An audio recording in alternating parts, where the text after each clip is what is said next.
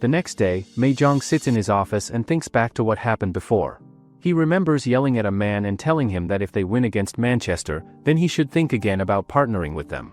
In that moment, the man looks at Jang and smiles, explaining he agrees to work together but says the terms need a small change. The man then explains that Jang does not need to beat Manchester New, and that it does not matter how good he is as a coach, because with the current Bolton squad, winning clearly is almost impossible. Instead, he says that Jang should promise to hurt Manchester's image and leave a bad mark on them, and that this will be the condition of their partnership.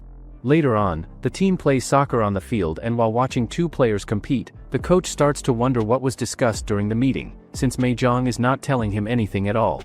He also notices that along with the newly organized schedule, the training this time is twice as hard and far more demanding than before.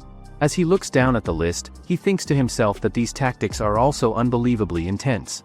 He even wonders if Jang wants to get himself killed by pushing things this far, almost like facing the devil directly.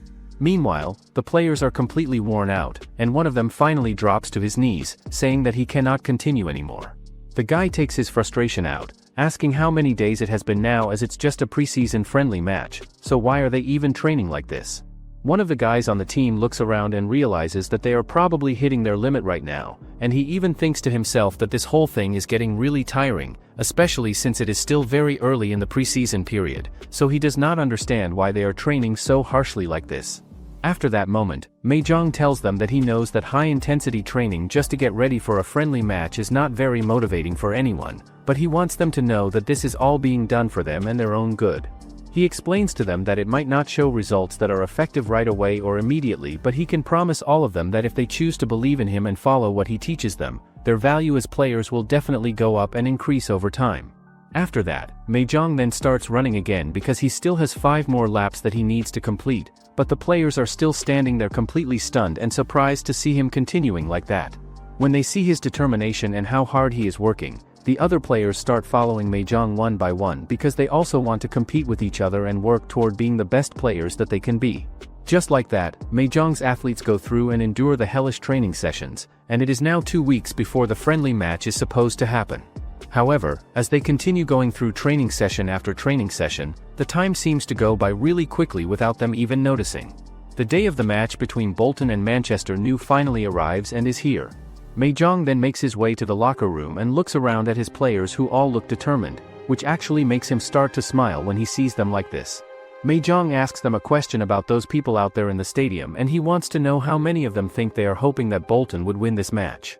He goes on to explain to them that their opponent is Manchester New Hellion, and in the eyes of those people and that team, a third division team like Bolton must look like nothing more than a tiny bug that is crawling around on the floor beneath them and does not matter at all. He then asks them why they are putting in all this hard work and effort, and he wonders if it is because they actually think they can beat Manchester New in this match, but he starts laughing really hard like a clown and tells them that they are not even interested in winning this game at all. Jang goes on further to tell them that their real interest and goal is throwing all kinds of trash and insults on Manchester's proud face, and this action in turn will get them noticed by the high-ranking officials who work for the English Premier League and have power in the organization. After that moment, both teams make their way and head out to the field to start the match, and it is being said that Manchester's lineup is mostly made up of reserve players who play for them, which is pretty much their subsidiary team and backup squad. The commentators start wondering out loud whether it might be a matter of pride or something like that, but despite that fact, it really looks like Bolton is definitely in for a very tough game today against this opponent. They go on to think and say that even Manchester's reserve players are on par with and just as good as a second-tier league team, and for a third-tier team like Bolton, this is going to be a really tough fight for them to handle. At the same time, He points something out and tells him to look over to the Manchester's bench area where there are some very strong-looking first-team players who are sitting there, and he mentions that he has only ever seen these players on television before now. Jang starts panicking and thinks that these players are worth as much as their entire club, and seeing them in person makes his legs feel weak. He then thinks to himself that Manhwa really did not want to come out and play today, and there are only 2 first-team players on the field while the rest are reserve players, which gives Bolton a bit of breathing room and a better chance in this match. After that moment, Jang and Manchester's coach had a little bit of eye contact with each other across the field. The match then begins with Bolton's player sending a long pass right from the start of the game. The ball then perfectly lands right in front of another Bolton player, but his first touch is not smooth at all when he tries to control it, so Manchester's player Colin quickly steals the ball away from him and runs away with it down the field. He then sends a long pass forward in the direction of his teammate who is waiting ahead, and when people look at this trajectory and the way he passed it, it is clear that he has a really great eye for finding his teammate's position on the field. The guy who gets the ball charges forward, but another player of Bolton steps in front of him to block. Dominic then smiles at the Manchester player who then grins at him and shoots the ball straight. However, the ball hits the post and misses, and turns out, Anderson, who is the ace of Manchester's reserve team, showing off a threatening long-range shot. Seeing that, Manchester's head thinks that Bolton is not even worth his time and they are almost laughable, especially the Chang'e guy. He thinks that seeing him play in person is even worse. He wonders to himself that the player's first touch sent the ball flying about 2 meters away from him, and his finishing skills are absolutely terrible and not good at all, and Chang'e has got some decent speed, but that is really about it since everything else about his playing ability is way below standard level. After that, Manchester is back on the attack again and their player dribbles the ball past the halfway line of the field, going into enemy territory where Bolton is defending. Just then at that moment, another player from Bolton who is named Delicate stands right in front of him to try to stop his advance. The Manchester player then spots and sees Anderson cutting in from the side of the field, and he quickly passes the ball over to him so he can continue the attack. Anderson then runs straight towards the goal with the ball at his feet, and then he shoots the ball hard and it goes flying towards the net to score, but Dominic appears out of nowhere at the last second and hits the ball away with an incredible and powerful headbutt to save the goal. Seeing that happen right in front of him, Anderson gets actually really frustrated and he wonders out loud what is wrong with these Bolton players, since this is just a friendly match that does not really matter, so why are they trying so hard their all when they are clearly not as good as Manchester? After that, Dominic just stares directly at Anderson without saying anything and then spits on the ground right in front of him to provoke him and make him even more angry. Manchester's team head turns to the coach and tells him that if they just keep knocking on the door like this over and over again, they will eventually break through Bolton's defense at some point. Manchester's player named Ryan Benedict then sends the ball upfield all the way to the front line in one single go with a powerful kick, and Dominic tries his very best to run after it as fast as he can and catch up to the play before it is too late.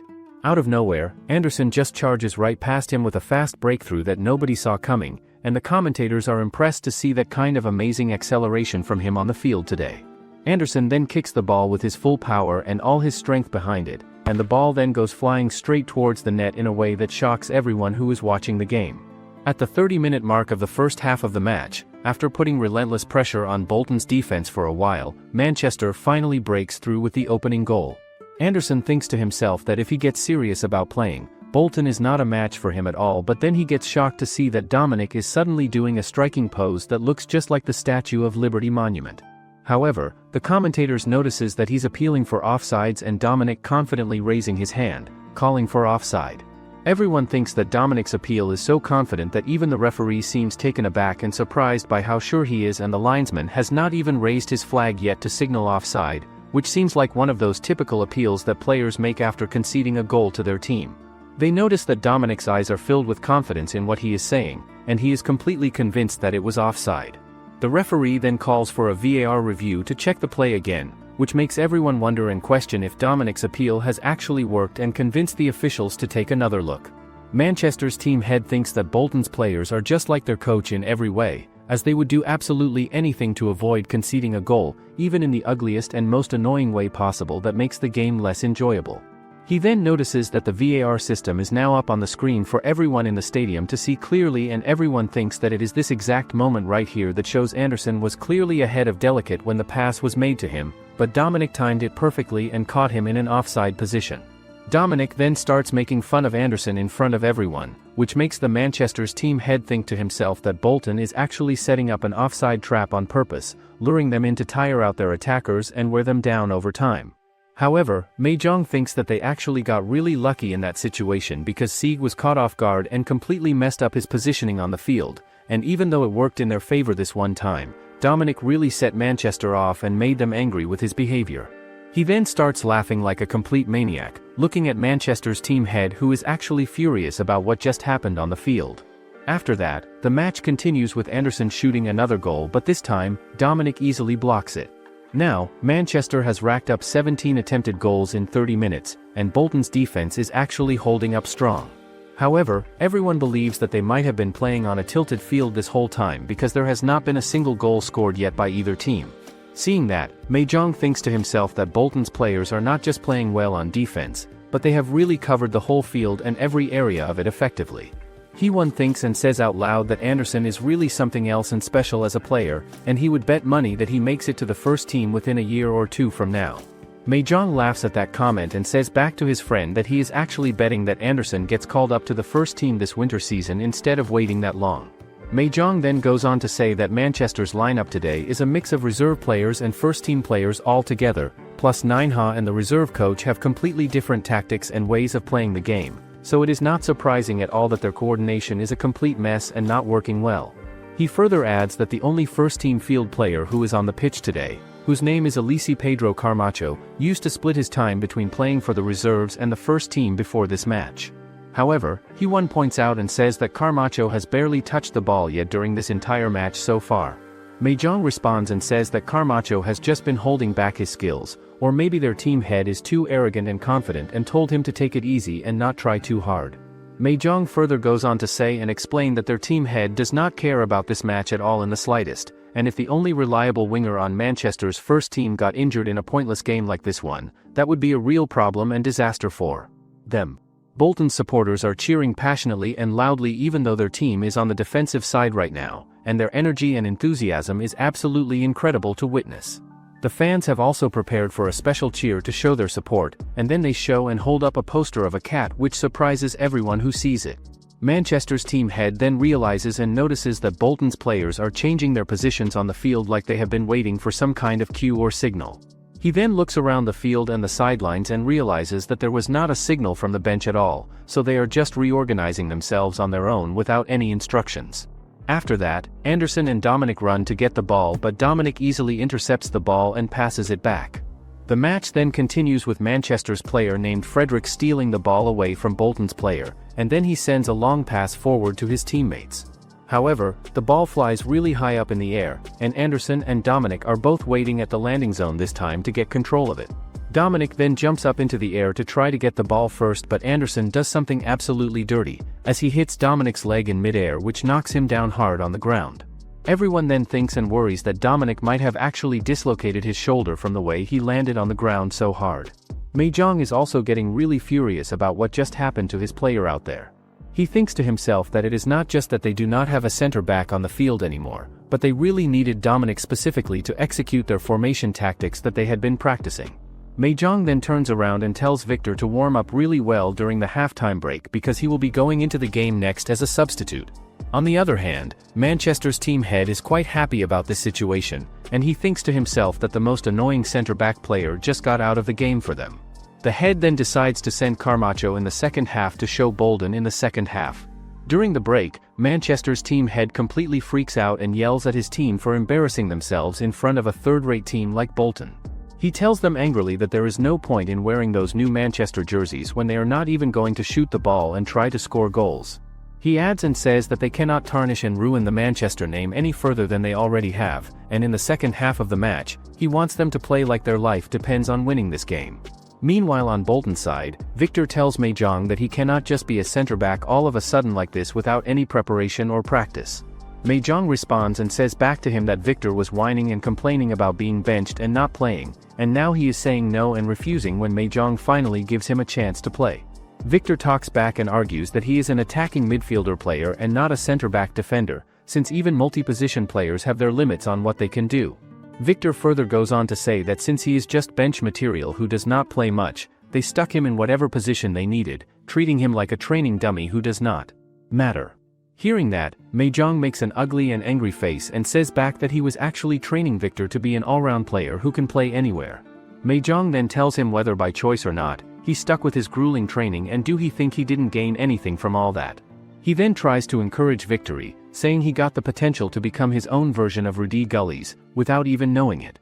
For the last time, Jang asks him if he really think that he can't do their rotation tactics to work in the second half, as no one's role is more important than his. After that, the second half begins with Bolton making 2 substitutions as the last half begins. Dennis Slips replaces the injured Dominic, and for the first time since the Jang era began, Victor is stepping onto the field. After that, the junior in the crowd switches their cards in support of Victor, and this time, they have made a rabbit. Suddenly, Bolton's player switches their positions right as the second half starts, and this completely surprises the other team.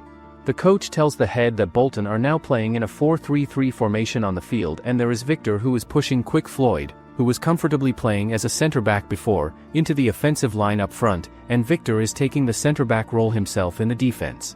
However, the head thinks to himself that Quick Floyd has occasionally been used as a forward player during the season before this, but at best he is just a lower league dribbler who is not that skilled, and they are trying their best to mask and hide the gap in skill between the main center-back Dominic and the substitution player Victor who replaced him. The head then starts thinking to himself that Jang might actually be fooling around with him and playing mind games, but he tells himself that he needs to focus on the match right now as Manchester is leading the game with their performance. The match then begins again after the substitution is made, with Camacho cutting inside with the ball at his feet and moving forward toward the goal to create a scoring opportunity. However, Dennis is coming up really fast towards Camacho to block him and stop his advance, but Camacho spots Anderson in a better position, so he passes the ball back to him using his back kick technique. Anderson is really excited and thinks to himself that the player who was in his way before is now gone, so this time his shot is going to go in for real and score. He then shoots the ball with all his power, and it goes flying straight towards the net to score a goal, but Victor just jumps at it like a complete maniac and takes the ball right in his face to block it. Seeing that, the crowd starts cheering loudly for Victor, saying that he looks amazing out there and so do his skills on the field. The commentators point out that Victor had barely seen any playing time during the season before this match, but today, after a really long rest on the bench waiting for his chance, he is showing off an incredible hustle that is really impressive. After that, Jang and his friend wear some goofy glasses and starts dancing, which makes the Manchester's coach enraged. He then tells his team to push the line up as they must score because he thinks scoring is the only thing that can make them win. Manchester then pushes the line forward after being blocked all game. Ryan Benedict now has the ball in his possession, and he thinks to himself that not being able to score against these third-tier kids is absolutely ridiculous and embarrassing for them. He then shoots a long shot from far away that falls down towards Bolton's penalty box area where the defenders are waiting. Victor and another Bolton player both try to hit the ball away at the same time, but they just clash into each other instead, and the ball ends up going to Owen, who is ready. Owen then shoots the ball straight towards Changa, who is making a run forward, but the Manchester's coach yells out and tells Camacho to catch him no matter what it takes, and it does not matter how speedy Changa is because he is still just a third-tier player who should not be that hard.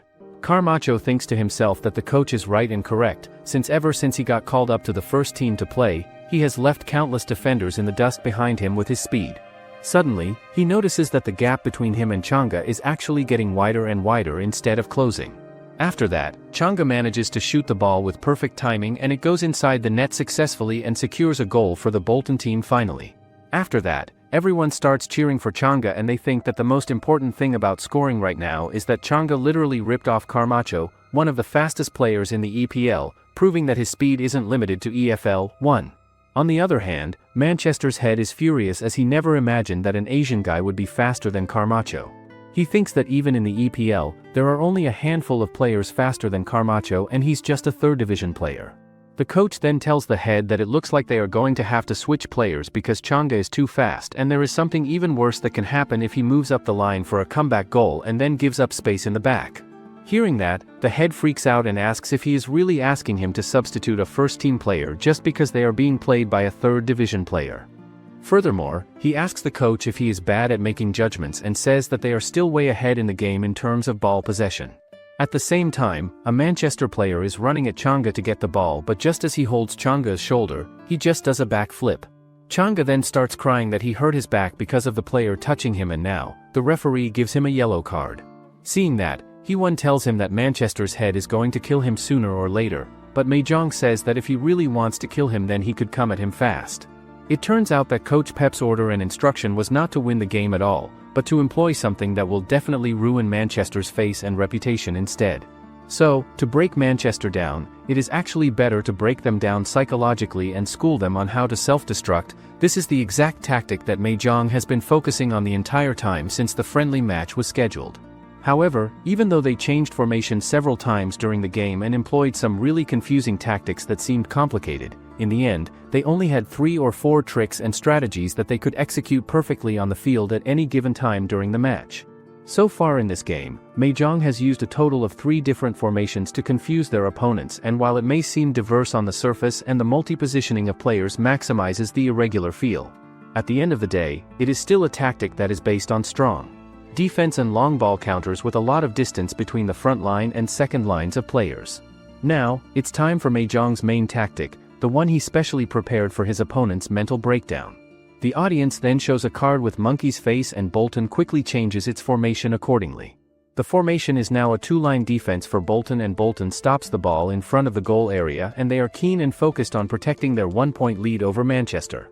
At the same time, Changa stays up front on the offensive side to keep the Manchester defenders on their toes and worried. The Manchester defense does not have anyone who can keep Changa's speed in check and under control, so it is not going to be easy for them to try and overlap him and stop his runs. Manchester's team head then tells its players that everyone except Benedict and Menzies should get up there and press forward aggressively, as they should score a goal at all costs no matter what it takes. Anderson then steals the ball away from another team's player as he pushes him aside roughly, which causes that player to fall hard on the ground. The referee then comes over and asks Anderson if he does not have any manners at all, because he already tripped a player in the first half too, and then he gives him a yellow card as a warning. Seeing that, Jang says out loud and asks why the referee is just giving warnings instead of doing more, and he asks if Manchester bribed the referee as well to help them win.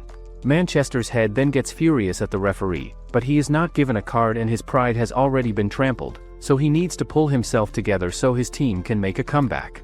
It looks like Manchester is already mentally unrecoverable and completely broken at this point, and Coach Pep thinks to himself that Jang is able to see through and utilize the characteristics of not only his own players but also the opposing team's players, so he is actually a better coach than Pep expected him to be.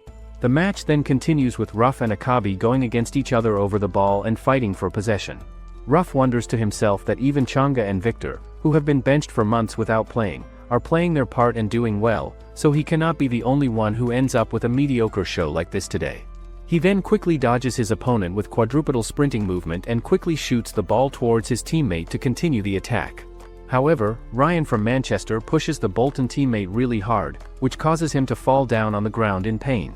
The referee then comes over and gives Ryan a red card for that dangerous play, which means that he is out of the game and has to leave.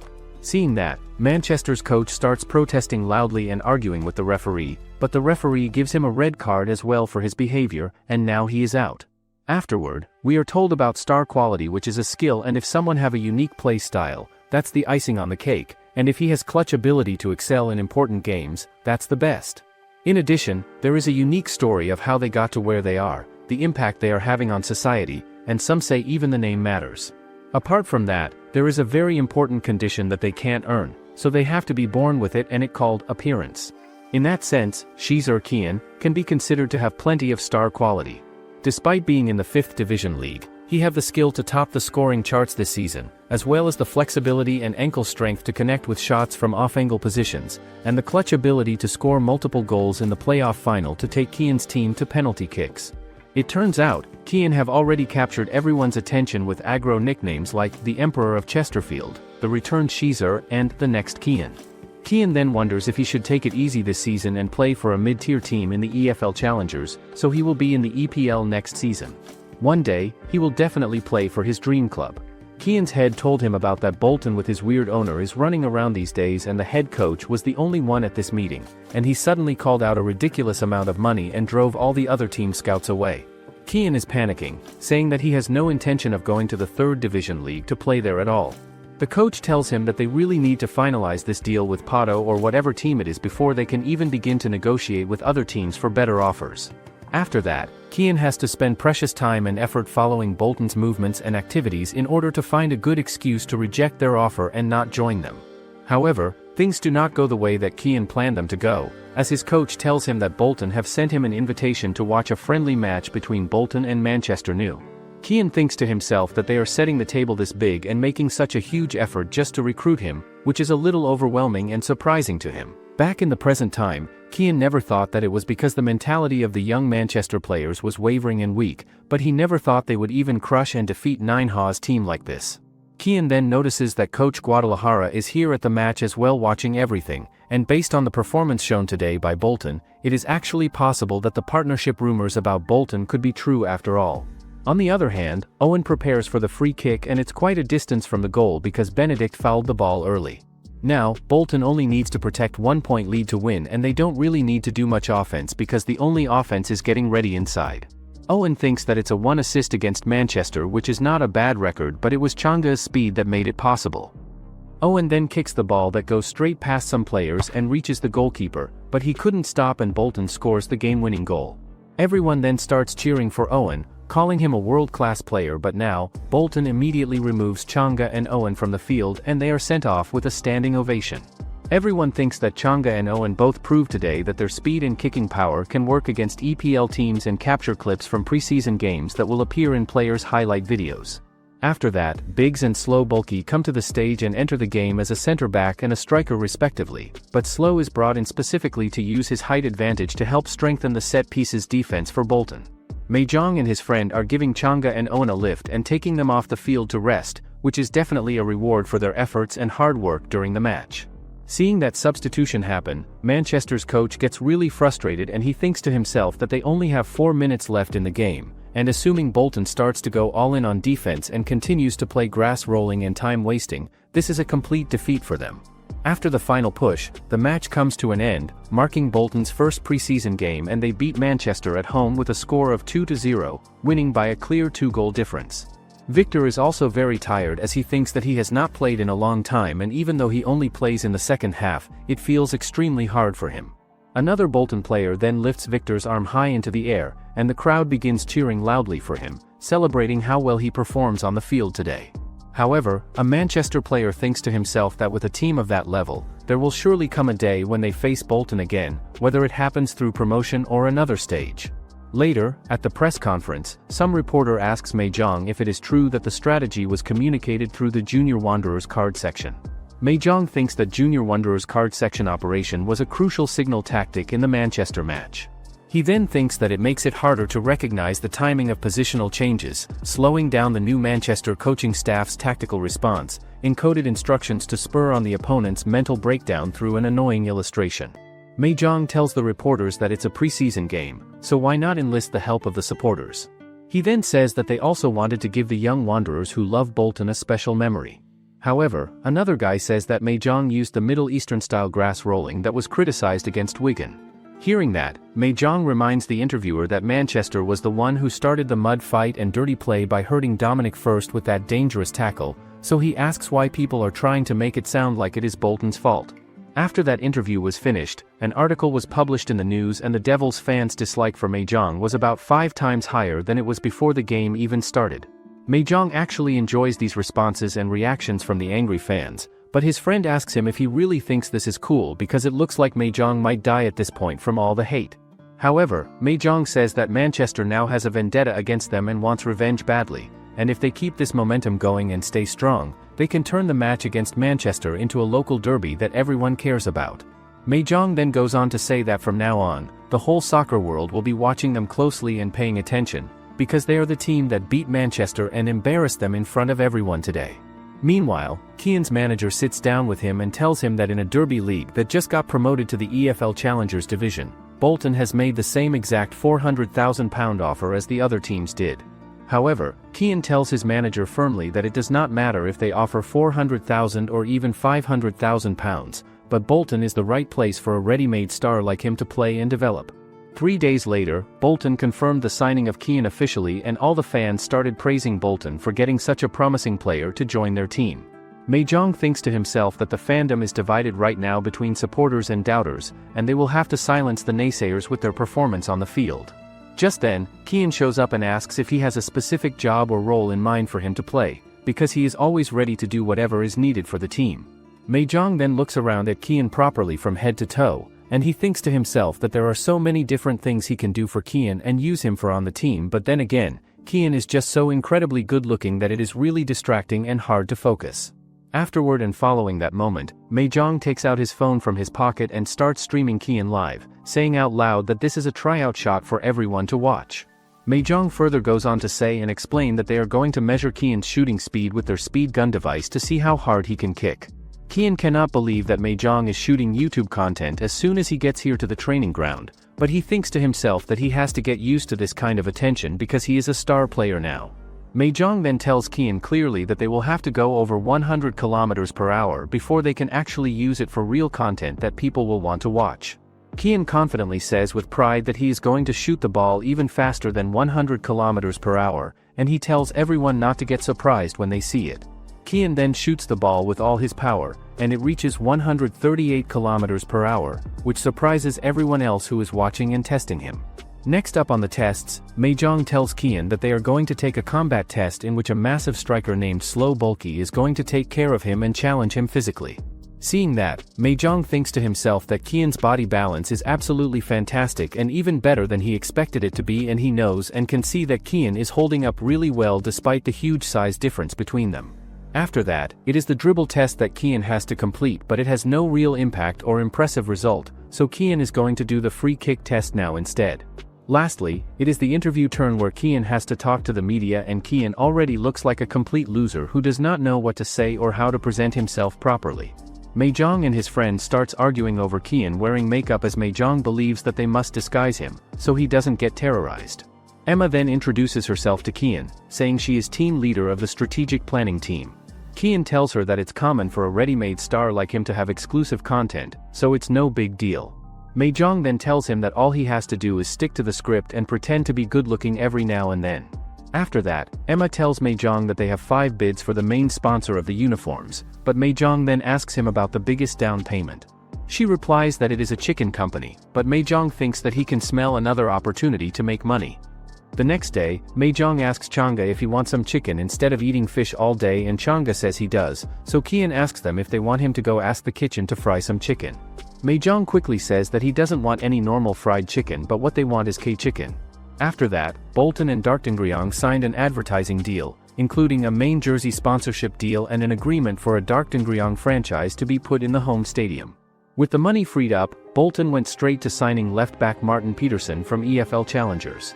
He once says that things are going well now that they have a sponsor, but Jang says that it's all because of money, and now they have spent about £150,000 and no one's complaining.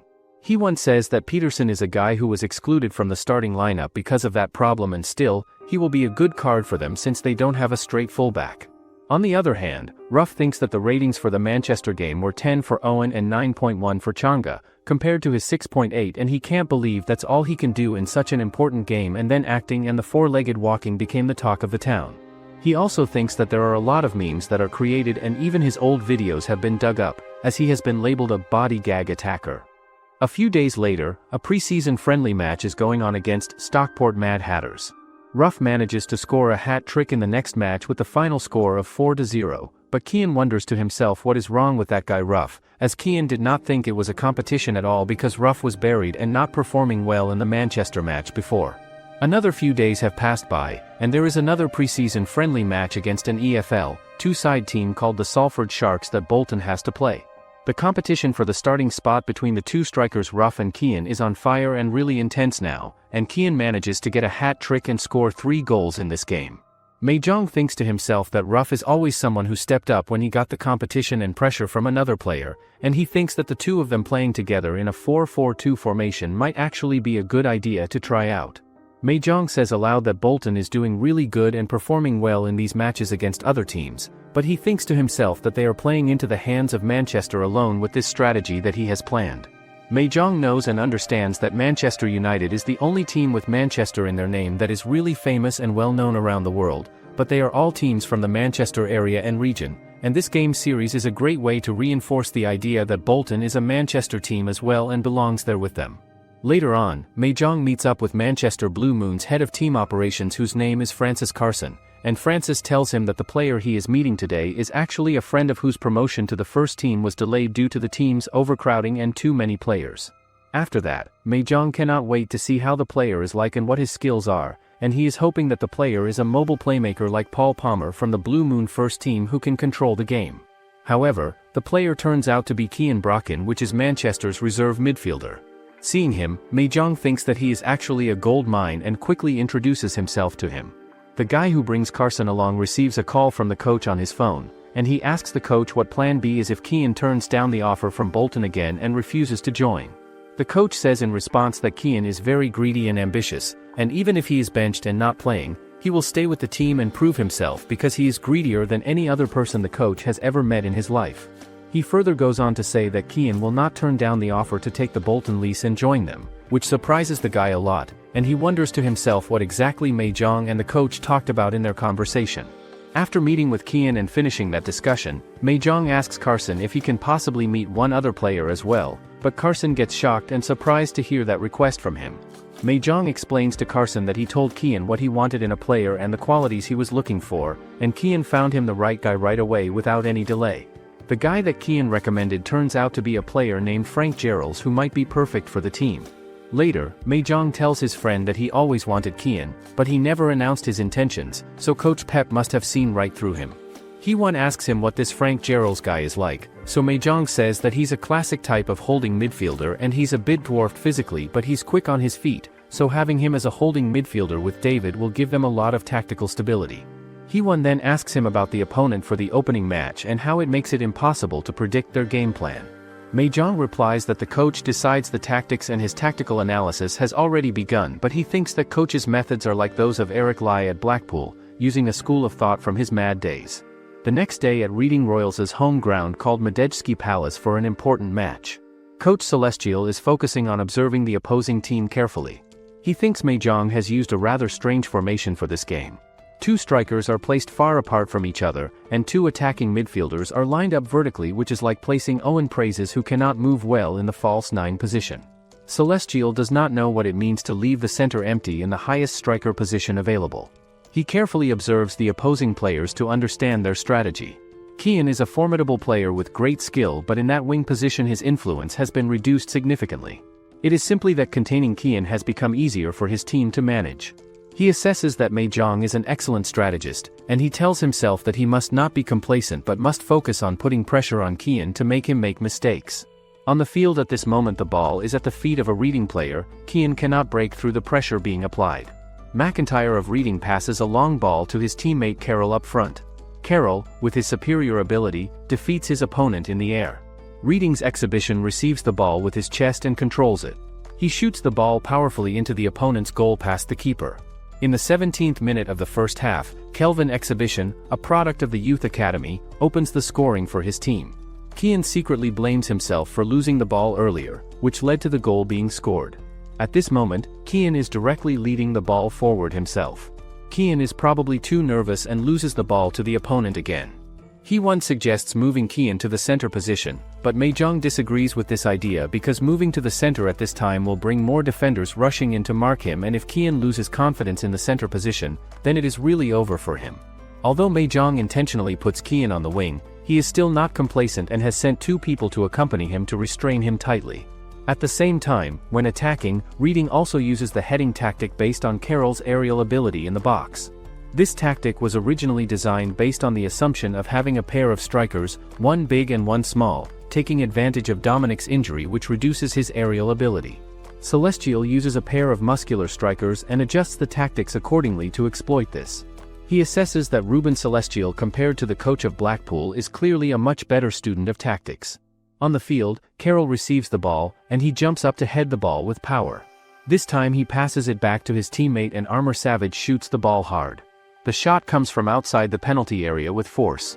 The ball rolls low into the goal past the diving keeper. In the 31st minutes of the first half, Reading takes a 2-goal lead over Bolton. This time the goal is scored by Savage, who celebrates. The 2 Bolton coaches stand and watch with frustrated faces at this development. Jang looks at the opponent's player who just scored against them. Savage turns to look at Jang directly and gives a contemptuous smile to him. This makes Jang extremely angry at the disrespect. Kian is standing in front of the ball and blames himself again for losing the ball that led to this. He thinks he cannot ruin his official debut match like this for his team. He looks towards his coach and wonders what the coach would do in this situation right now. Suddenly Jang raises his hand and makes some kind of signal by raising 3 fingers, the thumb, index finger, and little finger together. All the Bolton players see that signal clearly. It seems to be a signal for some kind of special tactic they practiced, and Kian's eyes light up and he gives a confident smile after seeing it. The commentator, based on the results and assessment up until now in the match, says that using Kian in the winger position does not seem like a good choice at all for this match today.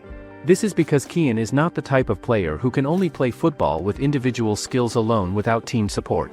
He continues to be isolated on the wing area, which slows down the attack significantly, and he does not seem to fit well at all with the nominee striker style that is being used by the team. It seems at first that Bolton is now trying to build a slow attack and pass the ball back to Brocken for safety and ball retention. However, suddenly and unexpectedly, the Bolton players are moving at breakneck speed forward toward the goal instead of playing it safe. This sudden change makes the reading coach extremely surprised. Brocken has escaped and got past two opposing players with simple and quick movements past them that were effective.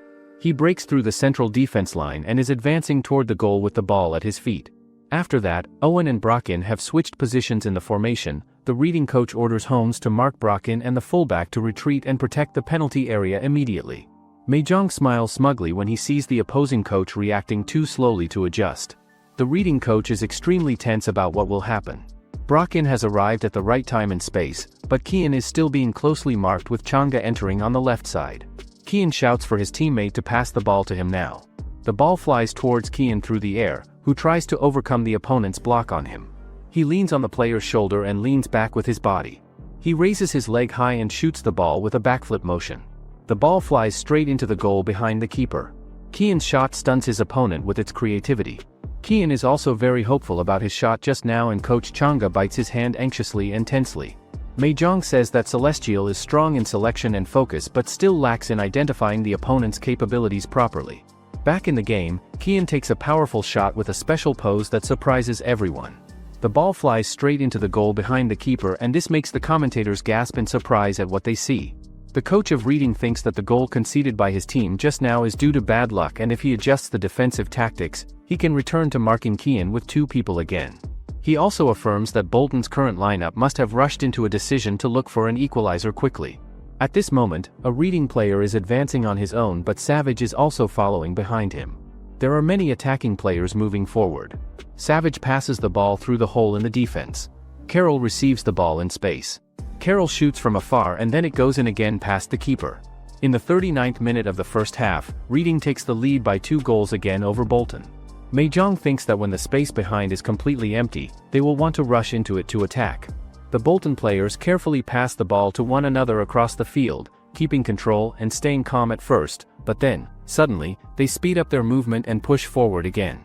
Owen sends a kick that connects perfectly with Peterson while he is running, matching his pace without slowing him down.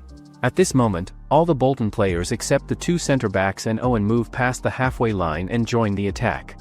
Peterson drives forward quickly with the ball at his feet, and many players are already gathered inside the penalty area, waiting and preparing. Instead of forcing a shot, Peterson sends the ball back out of the penalty area to a teammate. Dignity is waiting there, fully ready, and he receives the pass cleanly and without mistake. Dignity then takes a strong shot straight toward the opponent's goal with full power. Even though he is a player who rarely scores, the Bolton captain manages to score at a very important moment, cutting down the score when it matters most. In just a short instant, both teams trade goals one after another, and now Reading finds itself being chased and pushed under pressure.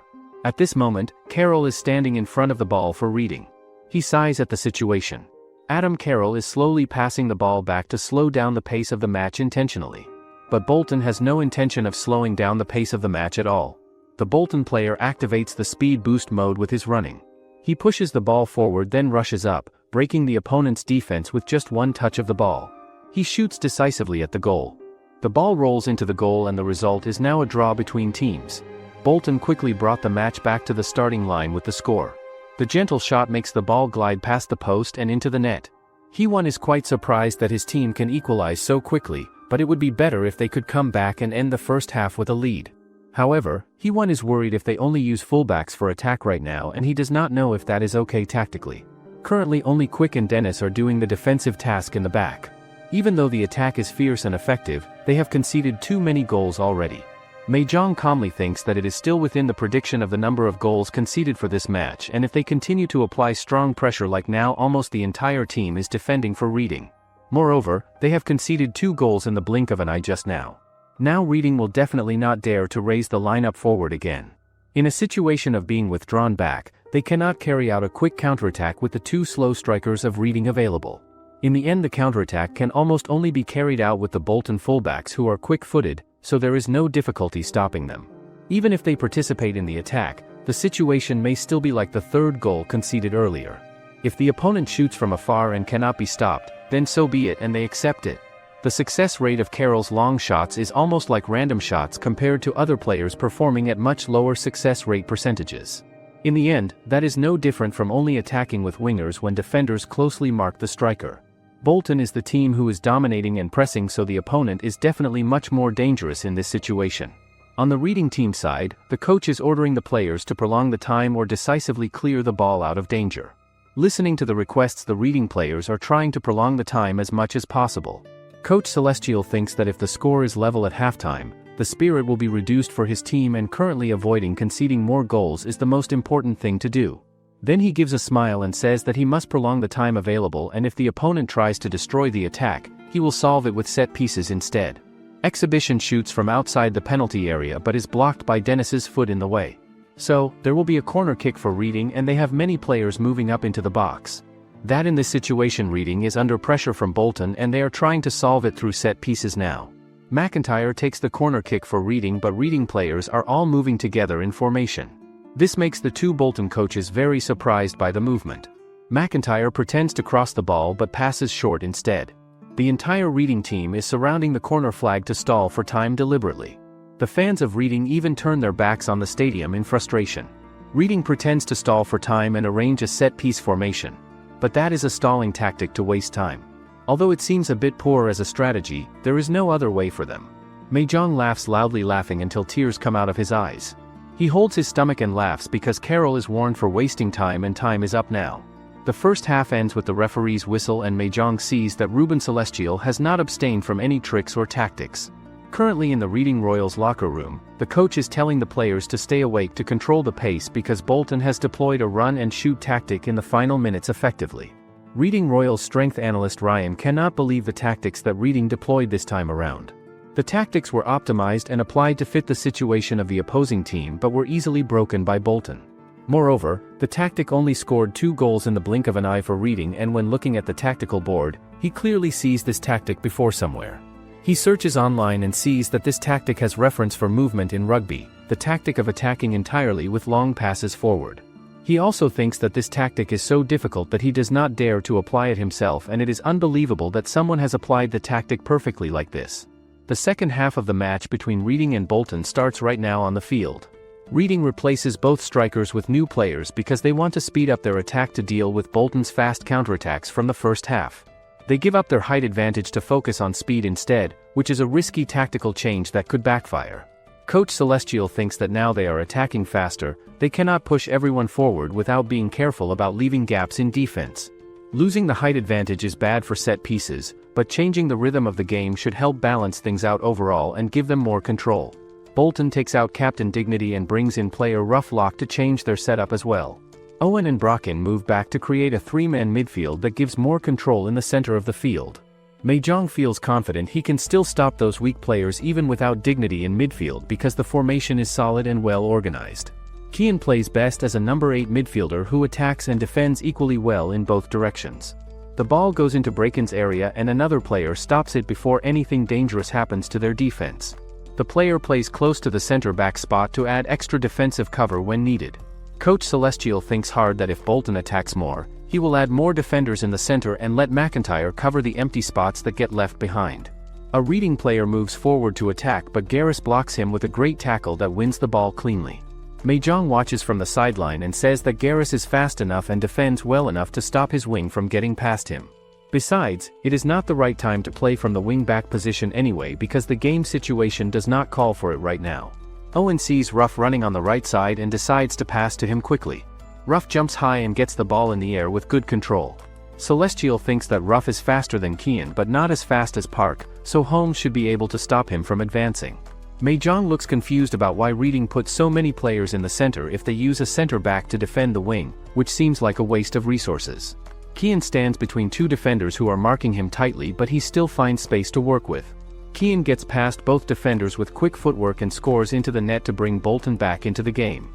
Bolton comes back with an important goal and Kian celebrates by kneeling down and making a shooting gesture with his hands. Nobody expects Kian to score with 2 defenders on him because it looks impossible to do. Celestial tells his team to forget about the wings and attack through the center with Savage leading the charge. But Savage cannot get past the two players marking him because they work together to shut him down completely. Brocken keeps moving forward into the center with the ball at his feet looking for opportunities to create danger. 3 centers guard this area and try to close down the space available. Celestial hopes they can block the ball and stop the attack, but Brocken beats the defense easily with one simple move that catches them off guard. He passes the ball to Ruff and Ruff shoots straight into the goal to score again. Bolton scores another goal and takes the lead now in the match. Celestial quickly asks to add more defenders to the center because his team is getting overwhelmed by Bolton's attacks. Reading takes off one player and brings in a new defender to try to stabilize things. Bolton takes off Delicate and brings Biggs onto the field to keep up the pressure on Reading's defense. Quick moves to the right stopper position in the new formation that Mahjong creates. Quick runs up with the ball under control and looks for passing options to his teammates. Quick cuts to the side and passes into the middle where teammates are waiting for the ball. He has great skills and plays more like a wingback than a stopper with his attacking runs. Kian and Quick pass the ball in triangles and mess up Reading's defense with their movement and quick passing. Kian looks at his opponent with determined eyes and shows he wants to score again. Celestial shouts at his players not to let Kian shoot because he is too dangerous in scoring positions. Everyone runs back to defend the penalty area and close the space around Kian. Kian passes the ball backward instead of shooting, which surprises the defenders who expect him to shoot. Owen appears in front of the penalty area with nobody watching him because they all focus on Kian. Owen shoots and scores again to make it even worse for Reading and seal the victory. The match ends 6-3 for Bolton in a convincing victory. He1 feels super excited because Bolton wins by a lot and dominates the second half completely. He wonders why Mahjong does not look happy even after winning so convincingly against a good team. Mahjong thinks about how Celestial copies his tactics from lower league games without really understanding them properly. He thinks Celestial is surprisingly good as a coach, but that is not true at all. It wants to wear a suit that does not fit right and trying to cut it so you can wear it properly. In this match, Celestial looks clumsy trying to find the right strategy because he does not develop it himself. This makes Mahjong sure that someone else creates the original strategy and Celestial just borrows it without understanding. Celestial seems like the type who will do anything to win no matter what it takes to succeed. If he makes his own tactics instead of copying others, he will be dangerous for Bolton to face. The reading analyst Ryan walks by and hears what Mahjong says about tactics to someone nearby. He gets shocked when he hears Mahjong talking about tactical ideas he recognizes from his own research. He thinks his team's strategies follow advanced tactical principles that most coaches do not understand at all. These tactics cannot be stopped just by making quick changes during the game because they are too complex. They work as counterattacks for different situations and adapt to what happens in the field. They also use each player's personal skills to maximum effect in every situation. Mahjong clearly knows a lot about tactics and how to apply them in real matches. Afterwards, Celestial walks over and pats Ryan on the shoulder in a friendly way after the match. He says sorry for losing the match today because the tactics do not work out as planned. Ryan speaks with a shaky voice and surprisingly tells Celestial he is quitting his job at reading right away. That evening at the TV station editing room, journalist Kevin Porter sits and thinks about everything he learns during his time. The first round of matches finishes and the season is underway now with more games coming. The filming for the promotional documentary ends too because they get all the footage they need for the show. The documentary will do well because of Bolton's big win and it will look impressive on screen for viewers. It will make viewers excited for next season and want to follow the team closely. He spends months investigating undercover while making the documentary to find dirt on the coach and expose secrets to the public. But he only finds normal stuff about training and preparation and nothing scandalous at all. This makes him really angry because he finds no big secrets or controversies to report on for his story. But he does discover other things that are not what he expects to find during his investigation. He looks at photos on his computer and realizes he finds something else worth noting about the team. He sees how much the coach cares about Bolton and puts in effort every day to help them. He sees that this coach works really hard and dedicates himself completely to the team and its success. The coach probably loves his team a lot and wants them to succeed more than anything else. At the office, He1 looks surprised when Mahjong says he wants to add a right back to the team roster. Mahjong thinks if they keep using fast attacking tactics like against Reading, other teams will figure it out later in the season. Also, one current player is a left back, so getting a right back makes sense for balance on both sides. Quick and some others can play right back when needed, but they are not real fullbacks who specialize in that position. The team has almost no money left in the budget after previous signings they make. The transfer market will close soon, and they are running out of time to make moves before it ends. Other clubs already buy all the good players who cost money and the market is picked clean now. Only free players are left now, and the options are limited for Bolton. Jang suddenly remembers the reading player who gives him a mean look after scoring in their match. But even if that player gets released by his club, he stays loyal to his old team and probably will not join Bolton.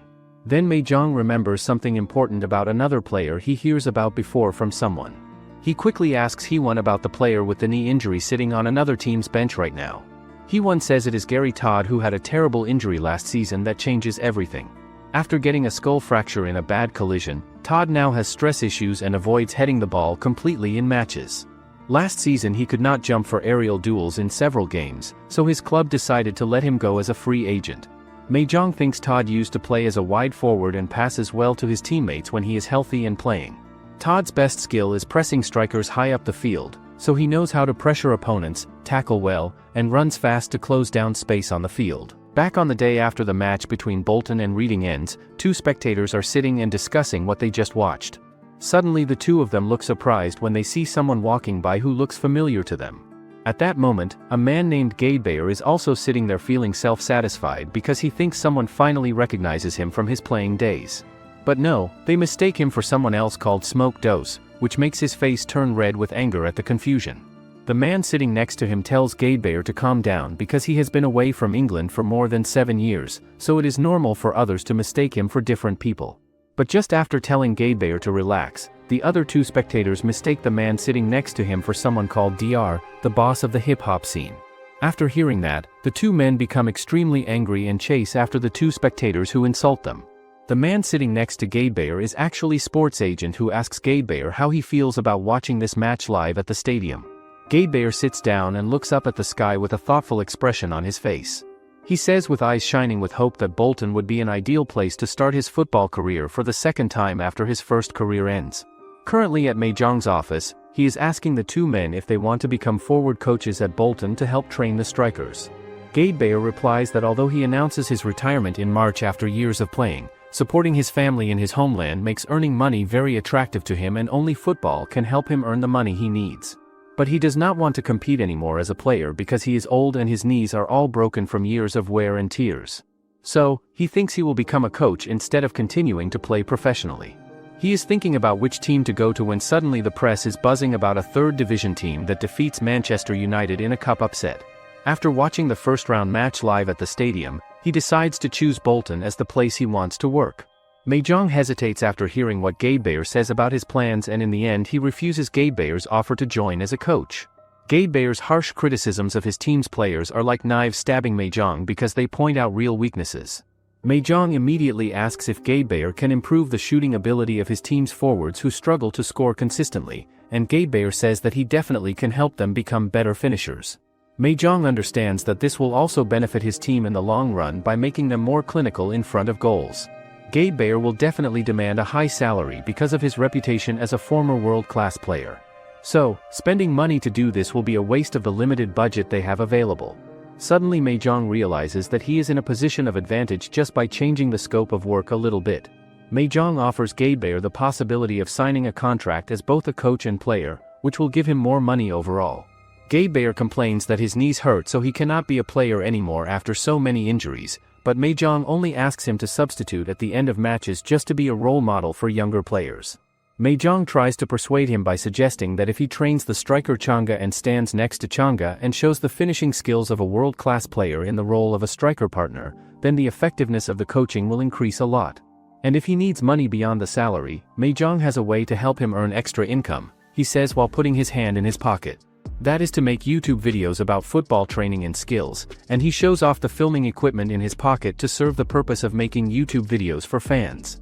And after that discussion, Jang and Gadebayor signed a cooperation contract with each other that satisfies both parties. One beautiful day at the stadium during training, Gadebayor yelled angrily at the players. He is cursing at Changa about his shooting technique during training sessions. Looking at the way Gadebayor is teaching with such intensity, Jang wonders whether he is really teaching seriously or just being too harsh on the players. Jang asks Hee-won about Gary Todd and learns that after being fired by his previous club, Gary has given up football completely and walks away from the sport. So Hee-won has to contact Gary's old high school to try to find him and reach out. Mei-jong thinks that if they have both Gary Todd and Gadebayor on the team, Bolton can freely rotate the squad until the winter transfer window opens for new signings. He is a little worried about recruiting Gary Todd because if Gary gives up football because of disappointment and trauma, how can they convince him to come back and play again after everything that happens? Mei-jong says that as long as Gary sits in the meeting room with them, convincing Gary to join is his job to handle. And the issue he wants to talk about now is tactics for upcoming matches. Even if they ignore the EFL Cup with its small rewards, there are still too many FA Cup matches to prepare for in the schedule. It is very hard work to prepare tactics for each individual match because every opponent is different and needs a different approach. Mei-jong angrily scolds Hee-won for only being good at marketing the club and not having any sense of tactics or strategy. Mei-jong also comments that some things have made a lot of progress, but other problems have not completely gone away yet. His face suddenly turns red and his eyes light up with a scary look because when the FA Cup schedule starts, there will be no time to sleep anymore with all the preparation needed. Suddenly manager Emma rushes to Mei-jong's office looking concerned about something. She says that someone is insisting on seeing Mei-jong right away because the person speaks quite softly but very persistently. She only hears that the person comes from Reading Football Club. She says that the person is very skinny, but the 3 security guards cannot move him away and he insists on seeing the boss no matter what they do. Mei-jong wonders who it could be this time showing up without an appointment. It turns out that the person who wants to meet Mei-jong is Reading's tactical analyst Ryan. He sits silently in the office with a worried expression on his face. Mei-jong asks why he is silent and does not say anything to explain his visit, but Ryan still sits there silently with a face that is both shy and worried about something. Still not seeing him react or speak up, Mei-jong asks him to leave the office if he has nothing to say. At this time Ryan shouts the name Mad out loud, which surprises everyone in the room. This statement startles Mei-jong completely and he asks with a stuttering voice if Mad is here at Bolton right now. Looking at Ryan carefully, Mei-jong thinks back that Ryan says he comes from Reading, so there must be someone else who creates tactics for Celestial at Reading Football Club. Mei-jong immediately asks Ryan what he does at Reading as his job, but Ryan replies that he leaves Reading after the recent match. He stammers nervously that he is a tactical analyst for Reading who studies game strategies. Then he asks about Mad and whether Mad is working at Bolton behind the scenes. With a determined face that shows his seriousness, Ryan says that he wants to learn tactics from Mad directly and not just study them from far away. He wants to not only learn tactical concepts but also apply them in real matches to see how they work. Hearing this, Mei-jong smiles because he sees an opportunity here. He thinks that if Ryan can research and apply his tactics to that extent, it will be very helpful to have him on staff. Mei-jong asks again if Ryan wants to meet Mad face to face and learn directly from him. Then Mei-jong raises 3 fingers in the air to make his point clear. Mei-jong continues to set a condition that if Ryan wants to meet Mad in person, he will give him 3 months to develop his own tactics independently, not just copy Mad's tactics that already exist. Later, Mei-jong sits down in the meeting room where a guy tells him about the stats and performance of different players on the team, saying that Changa and Ruff are really active on the perimeter areas and Hyung's offensive screens will allow the center player to work effectively. He then quickly tries to show the renewed tactics that they used against Reading team, centering the strategy on breaking through and pressing the box area hard. However, Mei-jong interrupts and says that the premise and basic idea seems a bit flawed and wrong, because Kian will be blocked by defenders before he even gets the ball in his possession, and the only reason it worked against Reading was because Reading left the midfield wide open with only Savage covering that entire area. He then goes on to say that he would use Quick instead of Kian as a dribbler to attack, because it will open up more room and space, since everyone knows and expects that Quick's shot ability is weak and not dangerous. Hearing that, the guy writes down the strategy changes in his notes, but Mei-jong thinks to himself that the guy still has a long way to go before becoming a good analyst. Mei-jong then receives a phone call from his friend named Hee-won, who tells him over the phone that he sent Gary to Bolton to join the team. Hee-won tells Mei-jong over the phone that he is afraid that Gary will get in an accident while traveling, so he is taking the train instead of driving or flying there. Mei-jong understands that Gary is more traumatized about hitting his head somewhere, and this mental issue might be harder to fix than Quick's problem with shooting. In addition, Mei-jong thinks that he does not really know what Gary can do as a fullback player yet, but they really need Gary to create the team color and identity that is critical and important for this game and their strategy. At the same time, Gary finally arrives at Bolton's building after his long train ride, and he wonders to himself why they really want him to join their team so badly. Gary then enters the office where Mei-jong quickly does a kick motion right in front of him suddenly, while wearing a terrible and scary mask on his face. It turns out that Jang was actually testing Gary's reflexes and reaction time, and he thinks to himself that Gary really does have great reflexes just like he heard. Jang then introduces himself properly to Gary and tells him directly that he should become a Bolton player and join their team. Hearing those words, Gary gets really mad and angry, and he asks Jang if he really finds it funny to mock and make fun of his trauma and mental issues. Gary then goes on to say that he has a seizure and panic attack whenever he thinks something is going to hit him on the head, and then he asks Jang if he is satisfied and happy to see that Gary is disabled and broken like this. Jang then holds his hand and says that running away from a falling ball is one thing he is incredibly good at. Jang then tells him that he is not trying to use him as a striker. However, he wants a guy who can play a little bit wider, who can detect a dropped ball and can proactively cut off routes and get forward. Jang then tells him that he sees him as a guy who can play the role of an inverted fullback and he will turn him into a player who can make more than enough money to eat without taking a heading shot. Gary tells him that he has never played fullback, even in the youth team. However, Jang asks him what he thinks of Manchester, the one who found him, raised him and then abandoned him. Gary tells Jang that he has spent most of his time playing with Manchester throughout his career, and he also realizes and understands that he has been injured and struggling, so it is only fair that they let him go and give him another chance. Jang then gets really excited about this opportunity and says that he really wants to play soccer again with all his passion, even if that team is Bolton, who recently became enemies with his roots and original team, Manchester. After that, Jang pulls Gary along with him physically and says that they need to get to training right away, so that Gary can get used to the fullback position and learn how to play it well. Soon, Bolton begins to win matches according to Jang's plan and strategy that he set up, and by December month, after 20 rounds of the season are completed, Bolton are not only third place in the league standings but they are also in the fourth round of the FA Cup tournament. They surprise the entire soccer world with their no-guard, shut up and attack soccer style of play, ranking first place in team scoring with the most goals and 19th place in team goals allowed, which shows their offensive power.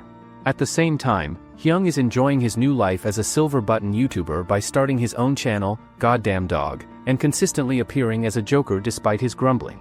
Now, Bolton's FA Cup fourth round opponent is a real powerhouse in the title race with Blue Moon. 2 days before the FA Cup semi-final match between London Armory and Bolton is scheduled to happen, many people also talk about and remember September 12, 2009, which is an important date. It is said that it was the day when Gadebayor, who had transferred from London Armory to Manchester Blue Moon, scored a goal against his former team with a wrong-way driving performance right in front of the away fans at Armory Stadium. At the coach's office located at the Emirates Stadium in London Armory, the coach Mikel Arteta is sitting quietly in his office thinking about things. Just then at that moment, London Armory's captain named Martin arrives in the office and tells the coach that things are a bit relaxed among the team right now, but he feels like the tension has been released ever since they beat Blue Moon in round 8 of the tournament, because the current squad is not made up of the generation that lived through Gadebayor's past atrocities and incidents, so they are unfazed and not bothered by Bolton's provocations and mind games. Martin then asks the coach if that incident is also a thing of the past for him since he was a player back then, so the coach says that he was just eating popcorn at that time and watching the disaster unfold on the field without being involved. The coach says that it is not about the provocation, but they were knocked out of the FA Cup in the fourth round last season by Manchester. He thinks that Bolton is not a team to be underestimated as they are a goblin team that dominated Manchester in the pre-season, chewed and spit out the league this season. The coach asks what they should do as there is no such thing as a goblin team anymore and Bolton is clearly a powerhouse outside of the third division.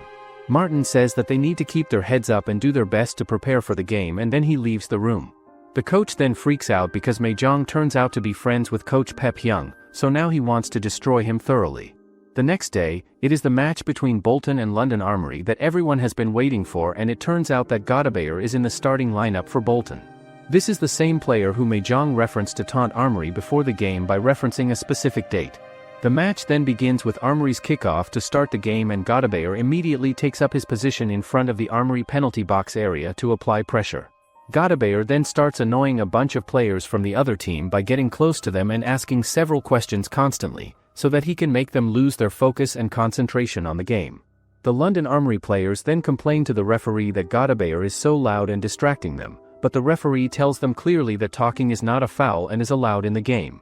London Armory's coach tells his team not to listen to that guy and ignore his words, and he wonders to himself why Gadebayor is talking so much during the match. He thinks to himself that the only reason Gadebayor can talk like that and be so confident is because they are playing almost half-court and controlling possession, but they just need to score one goal to win. To his complete surprise, Gadebayor manages to score a goal for his Bolton team, and the coach wonders why this talking player is the one scoring the goal against them. After that, Gadebayor starts running to the other side of the field, and now, he is recreating the wrong driving celebration after 14 years. Jang then quickly substitutes Gadebayor, and the commentator thinks that it might be for safety reasons. Jang then gives Gadebayor the car keys and tells him to go home first and get some rest after everything that happened. The game then gets suspended due to a riot breaking out in the stadium, and this is an unprecedented event that nobody expected to happen. Jang then tells Hee-won with confidence that everything is going all according to the plan they made, and that today's game is already 90% successful in achieving what they wanted. At the same time, London Armory's coach sits there and wonders how they managed to lose this match, as it was clearly a one-sided game that was like half-court with them controlling everything. He remembers that Gadebayor kept hanging around in front of the penalty box the entire time during the match, and Owen delivered a long pass from near the halfway line that created the scoring chance perfectly. Moreover, he believes that the defenders were distracted by the constant movement of Changa and Ruff, who had been maneuvering in and out of the box all game long without stopping, as opposed to Gadebayor, who was just wandering around and talking casually without seeming like a threat to them at all. He thinks that Jang must have planned this whole thing from the beginning, because he sent Gadebayor home right after the substitution was made and did not keep him around. At the same time, Jang notices London's coach on the sideline and tells Hee-won that the coach seems more upset than even the fans in the stands are right now. The soccer game stops for about 15 minutes right after Gadebayor scores his goal, and everyone knows it will start again pretty soon. The second half is already over, so now they have to play 20 more minutes of extra time to see who wins. The coach decides to put Quick into the game to take Gadebayor's spot on the field. Quick is going to play in the middle of the field as a central midfielder, and Owen is moving up front to play as a false striker, which changes how the team plays. At the same time, the other team Armory also makes a change with their players during this important part of the game. Jorginho leaves the field and gives a quick hand slap to the player coming in to replace him before he walks off. Gadebayor, who is the captain of Armory, comes onto the field to take his place. Jang sees Gadebayor coming in right away and thinks this means the other team coach is really mad about how things are going in the game. Jang looks at everything happening on the field and tries to figure out what the other team can and cannot do well. He decides that Huberts is basically a player who is not very good at moving forward with the ball, especially when you think about his defending ability in the middle area. Jang thinks this guy is not something they need to worry about. Instead, they need to pay all their attention to Gadebayor, who is really good at controlling the ball and getting away from players who try to stop him, but he runs pretty slowly compared to most players. Jang figures that if his team can block Gadebayor quickly enough, they can stop him from doing anything dangerous. But there is a bigger problem that Jang wants to talk about right now. This problem involves a player named Declan Rice, who everyone says is the best defensive midfielder playing in the English Premier League right now. At first, Bolton wants to attack Jonho, who is really terrible at defending, and Armory switches to playing with just one defensive midfielder, who is Rice. This makes Bolton's defense even harder to break through than before. Jang knows that whoever wins today depends completely on whether Quick can beat Rice or not, so this battle between these two players is super important. Quick starts moving the ball with his feet in a way that makes everyone dizzy watching it. Quick uses all his personal tricks to take the ball to one side and then switches it really fast to the other side. People watching are excited to see Quick showing off his skills, but then everyone gets shocked by what happens. Declan comes in and takes the ball away from Quick with a good tackle. Quick does not think he is going to lose the ball at that moment. Jang right away yells at Frank to stay really close to Salka and guard him carefully. Declan grabs the ball and starts moving it up the field by himself. Jang and his helper both look super worried after they watch another guy score that goal against their team. In the 14th minute of extra time, Armory ties up the score, and the Armory coach's face looks determined and serious. Armory shows they are way better skilled on the field, but the fact that they got help from penalties is also true and cannot be ignored. When Rice gets the ball back again, a really good attacking and defending play starts happening on the field, and this becomes especially bad when Gadebayor moves up into attacking positions because Bolton cannot get more defenders than Armory has attackers. Jang thinks to himself that Salka is just way too strong, beating Bolton's players easily when it is just 1-against-1 without any trouble. Right after thinking this, Jang crosses his pointer fingers together to make a signal, telling Quick and Owen they need to trade places on the field. Jang feels really nervous because the way things are going right now, Bolton might lose their lead before the first half even finishes. He thinks he definitely cannot keep using the same tactics that London's coach has already figured out and broken down. Also, if he wants to keep his best weapon working, that player has to stay far away from where Rice is defending. Maybe right now Jang is really understanding for the first time just how tough the English Premier League is. On the field, Ben Whitewater has the ball and moves it forward. Peterson is chasing after him. White also moves up at this moment, and Armory only has Rice and their two main defenders protecting the goal. The empty space in the middle of the field is way too obvious. Frank and David are both midfielders who made it onto the FA Cup Team of the Week last week. Bolton's players are going up against midfielders who play at the level of the English Premier League and Champions League, so Bolton's guys need to push themselves as hard as they can. Jang thinks that if they win this game, it will give everyone huge motivation. When halftime arrives, everyone in Bolton gathers quickly in the locker room. Jang rushes to talk about strategy with all his players. He tells them that as soon as the second half starts, Owen will be taken out, and Gary will come in to replace him. Suddenly David jumps up from his seat and disagrees, saying that taking Owen out when they need more attacking options does not make sense, especially because they need to score goals from free kicks. Right away, Jang asks how many fouls Changa got called for in the first half. Changa answers that he got 0 fouls.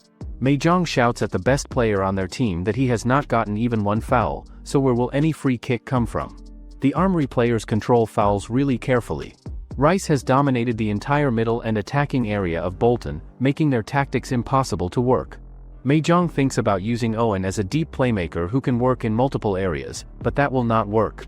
So instead that job goes to the second best free kick taker on the team, who is Zeke, and Gary takes over the right back position. Jang tells all the players that if they have the ball and are dribbling, they should try to stay away from player number 41 on the other team, because he is a very dangerous guy. Then Jang puts his hand on top of Quick's head and says he is not allowed to avoid that player. The main way they play today will not change. Quick plays striker instead of Owen and does the original plan, which makes Quick feel worried about having to avoid Rice. Jang orders Quick not to run away but instead to break through and beat Rice using his personal skills.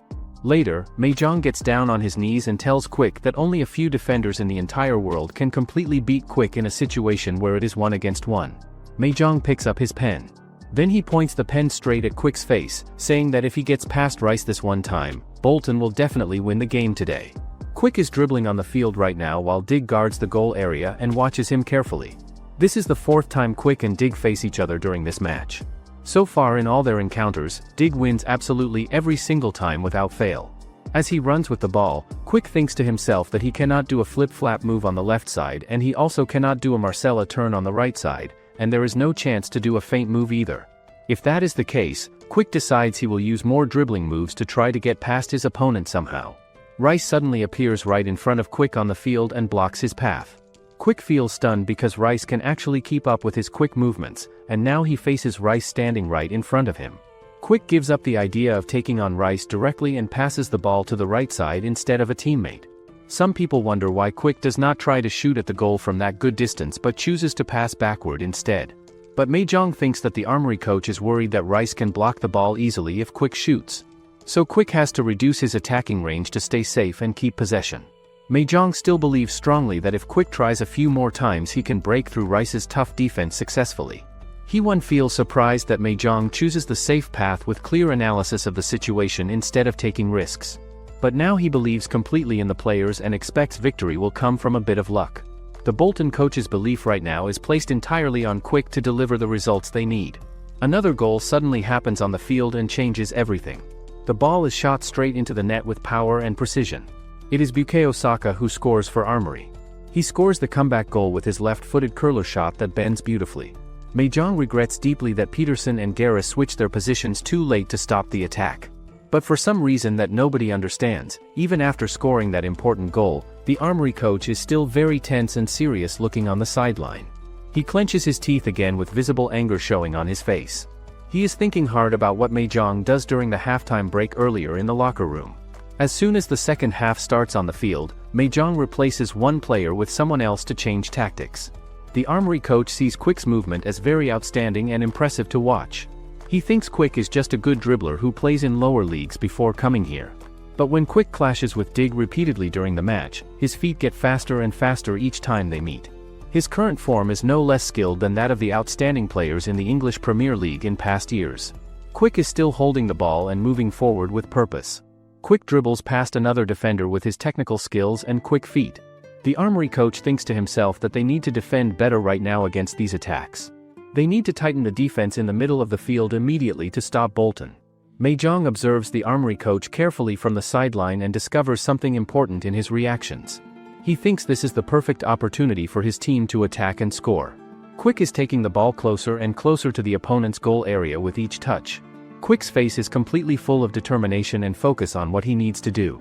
Quick thinks to himself that he has shown almost all the skills he has in his arsenal today. So now, how will he deal with Rice this time around when they face each other again? He closes his eyes for a moment and remembers the conversation in the locker room during halftime. He asks Coach Jang what would happen if he cannot get past Rice successfully in the match. Quick says that he feels that when facing Rice on the field, no matter what technique he uses, he cannot seem to get past him at all no matter how hard he tries. He says that if there is really no suitable technique to deal with Rice at important moments, the team will lose the match because of him and his failure to perform. Then Quick feels surprised when he sees his coach say something unexpected about using whatever strategy is the coolest if there is no suitable technique that works. Jang advises Quick that if he feels that nothing works against Rice's defense, he should use the coolest move he knows, the one that everyone will admire and remember forever. Jang says he believes completely in Quick's feet and his abilities to do something special, and thinking of this conversation and his coach's faith in him, Quick's eyes light up. He takes the ball to the right side first with his movement, and this makes Dig easily recognize the pattern of movement that Quick usually uses. Quick's eyes still shine with determination and sharp focus on his goal ahead. The ball is under his right foot at this moment as he approaches. Suddenly, he crosses the ball to the left in a flash. Both Dig and the Armory coach feel surprised by this creative move. It is the hocus-pocus skill being used, a dribbling technique that uses feints to pass the opponent successfully and leave them behind. Jang and Heewon feel very happy and excited to see that Quick has finally overcome Dig's strong defense after failing before. At this exact time, both Changa and Ruff are also running at breakneck speed toward the goal from different angles. They enter the play from both sides of the field to support Quick's attack. Quick takes a finishing shot toward the goal to try to score. The ball hits the head of an opposing player hard and gets knocked aside off its intended course. The Armory goalkeeper tries desperately to reach out and catch the ball with his hands, but Ruff is there in time to hit the ball with his face accidentally as it comes toward him. The ball flies back into the goal and straight into the net, successfully past the keeper. Then the ball slowly bounces out again from the net, and Ruff scores the goal for Bolton. It is a lucky goal that nobody expects to happen like this. The defender and goalkeeper both try to clear the ball's path, but the ball hits Ruff's face and goes into the net anyway despite their efforts. Jang and Heewon feel excited about this development in the match. Jang says that he has been waiting for this exact moment for a long time to see this. It is finally time for Quick, who he calls the Dodgeball King, to show his special skills that make him unique. The Armory coach also wonders why Quick aims at player Gabriel instead of aiming at the goal itself like a normal striker would. He thinks that since Quick is known as a poor shooter who cannot finish well, could his real purpose be to score with luck by bouncing the ball off players into the goal? After thinking about this strange possibility, he clenches his teeth again with frustration at being outsmarted, his face turning red with anger and embarrassment at the situation. He then tells the captain to tell everyone on the team not to confront Bolton's number 5 player directly in challenges but only block his path to the ball, and not to care too much about shots that are far from the goal area because they probably will not go in. The Armory captain follows the instructions carefully and tells his teammates exactly what to do going forward. Now Quick is once again advancing forward to the center of the field with the ball. This time around, Dig keeps his distance and defends more carefully without committing too early. Quick slows down his pace as Dig retreats backward to maintain the gap between them. Quick comes close to the goal now, but he does not dare try to finish the shot yet because the angle is not right. Quick kicks the ball up lightly into the air in front of him. Then he runs forward very quickly with explosive speed to chase after it. Quick remembers clearly what Gadebayor tells him during training about keeping the instep and top of the foot straight and then kicking hard through the ball. Quick shoots the ball powerfully into the center of the goal with all his strength. In a flashback to training, Jang asks Gadebayor about how Quick's training is going.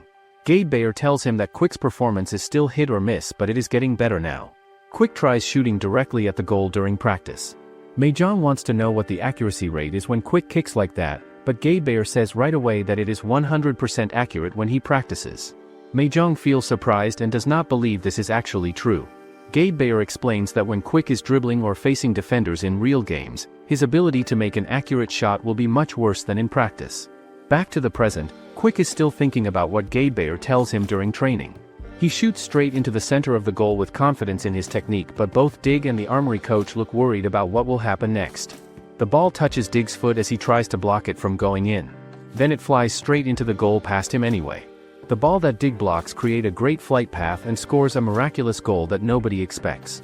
Quick is also surprised by this goal being successful despite the deflection. His teammates quickly ran over to celebrate the goal with Quick on the field. The Armory captain blames Dig and asks why he still cares about blocking shots from far away from the goal. Dig replies right away that it was a highly accurate kick that he had to try to stop. The captain feels surprised and asks if it was really that accurate from that distance. After that, Armory substitutes 2 players at the same time to change things. The Armory coach shouts for Jesus to pay close attention to their positions, and he asks everyone to block well so Bolton does not push into dangerous areas. Jang and Heewon feel confused by the Armory coach's expressions and reactions right now. After that substitution happens, Huberts brings the game back to level by switching positions with Jesus and scoring with a header into the net. Jang shouts the word quarterback loudly so everyone can hear. Everyone in Bolton quickly gets into their positions for the play. Hearing this call, the Armory coach thinks back that this is the same tactic that Bolton uses to counterattack right after conceding goals, and saying the tactic's name out loud could be a trap to confuse them, but they still have to be prepared for it anyway. The Armory coach orders Martin to retreat back and prepare to block the opposing wingers from advancing. Whitewater blocks Delicate's ball on the field before he can do anything. The blocked ball quickly passed forward from the midfield area. Hitz passes the ball forward to a teammate in space. The ball is passed to Jesus on the wing where he has room. Jesus with very good technique starts dribbling the ball past defenders. He dribbles past Dominic successfully with his skills. He shoots the ball hard and it goes in again to score. Armory takes the lead once more in this back-and-forth match. Bolton still uses the quarterback tactic as their base strategy. The Armory coach freezes again because he realizes something different is happening this time. Delicate and Changa on Bolton run to the center instead of running out on the wing like before. Martin cannot keep up with Changa's speed as he cuts inside. It is too late for the players from the wing to run in and help defend. If this keeps happening, Armory will lack defenders in the middle of the field. Dig thinks that behind him there are 2 center backs who can help. He just needs to block the most dangerous situation, and it will be okay for now. Changa passes the ball to Locke in the middle, but Dig blocks the ball just in time with his positioning. At this exact moment, the ball flies straight to Quick's feet by accident. The 6th confrontation between Quick and Dig happens right now on the field. Quick's nimble feet start dribbling the ball with great skill and control. Dig's eyes widen in surprise at what Quick does next. Quick makes Dig freeze in place with a great feint move that tricks him. He gets past Dig successfully this time after failing before. The number of attacking players far exceeds the number of defending players on the field now. So now Quick only needs a few more passes to score easily with his teammates. But that is not what Quick wants to do today at this moment. Then he shoots the ball toward the goal instead of passing. Goalkeeper Ramsdale tries to save the ball with his hands. The ball hits the post hard and bounces back out into play. The rebounding ball lands right in front of Changa in space. Changa takes a volley shot immediately without hesitation. The ball hits an Armory player and deflects into the net past the keeper. Player William Saliba scores his own goal for Bolton by accident. Armory receives an unexpected result that shocks everyone. The Armory coach also feels very shocked by this turn of events. The official 90 minutes of the match have ended now. There are 3 minutes of added time remaining to play. The Armory coach thinks that if it ends as a draw, they will have to play a second match on Bolton's field next time. The Champions League schedule is packed full of games, so that it is impossible to fit in. In this situation right now, they must make the most of the added time and apply pressure with their skill advantage over Bolton. Mahjong also thinks that if it ends as a draw, they will have to replay the match at home. Since Quick's skills have been fully shown today, the chances of winning in the replay are very low for Bolton. Therefore, Mahjong asks the players to push strongly and take control of the ball at all costs in these final minutes. Armory is advancing forward while slowly moving the ball around carefully. Armory's number 29 faces a Bolton player who is very good at fighting for the ball physically. So, he cannot risk trying to dribble past this defender and lose possession. He passes the ball to Martin for safety instead, but Martin feels horrified when a Bolton player is running up very quickly from behind him. It is Locke coming in fast to press. Locke has retreated back to the midfield and is applying pressure now. He wins the ball from Martin with a strong tackle. Then Delicate passes the ball forward to Quick up front in space. Quick faces an Armory player directly in his path, blocking the way. The player thinks Quick is aiming at him with the shot like before. If he dodges out of the way, the ball will go out of bounds safely. He immediately jumps aside to avoid getting hit, but this time Quick passes the ball low instead of shooting. The Armory player feels angry because he dodged for nothing and looks foolish. Changa is running up into space now with the ball at his feet. He thinks his shooting accuracy today is very bad throughout the match. He is not Kane, who scores easily from any position. It is impossible to score successfully when being defended by multiple players. Then Changa dives down to try to get a penalty kick from the referee. He falls to the ground in pain from contact. At that exact moment, the ball hits his head accidentally and flies straight into the net behind the goalkeeper. Changa looks up surprised and sees that the ball is in the net somehow. Bolton players feel very happy with this lucky goal, while the Armory coach is shouting angrily at his team. The match ends with the final whistle blowing and the final score is 4-5, with Bolton winning the match. In the fourth round of the FA Cup competition, Bolton won Armory's home field against all odds. Mahjong and Hee-won collapse on the bench after the final whistle. They have finally won this difficult match. Hee-won tells Mahjong to go shake hands with the opposing coach and leave quickly before anything happens. Seeing the terrifying appearance of the Armory coach across the field, Mahjong does not dare to shake hands at first, but in the end he still approaches London's coach. He praises London's coach for being very wonderful as a coach, but London's coach looks up at Mahjong with interest. Mahjong is worried when he sees his dark face staring at him. London's coach shouts and asks what manager February said exactly, making Mahjong afraid of his reaction. Mahjong stammers nervously, replying that manager February praised London's coach as a very excellent coach, so Mahjong had to prepare well for this match. There were many things to learn from London's coach's tactics. February also said that London's coach was both a disciple and a younger brother he loved very much like family. Hearing this information, London's coach smiles slightly for the first time today. He takes Mahjong's hand in his own and talks to Mahjong with a friendly and happy face now. Then he pats Mahjong on the shoulder while smiling brightly at him. He goes inside the tunnel with great happiness visible on his face. London's coach is happy to know that manager February still praises and remembers him after all this time. Mahjong also finds his expression puzzling after being so angry before. After the Armory match ends, the media rushes to publish articles related to the Armory match result. There is fervor unmatched by the victory against Manchester New earlier in the season. Unlike Manchester New, Bolton had won against the strongest team in the English Premier League this time. As interest in the team grows rapidly, they achieve recognition in unexpected areas such as being called the unluckiest team or having the most sought-after coach. At this moment in his office, Mahjong is sitting and watching special polls about his team online.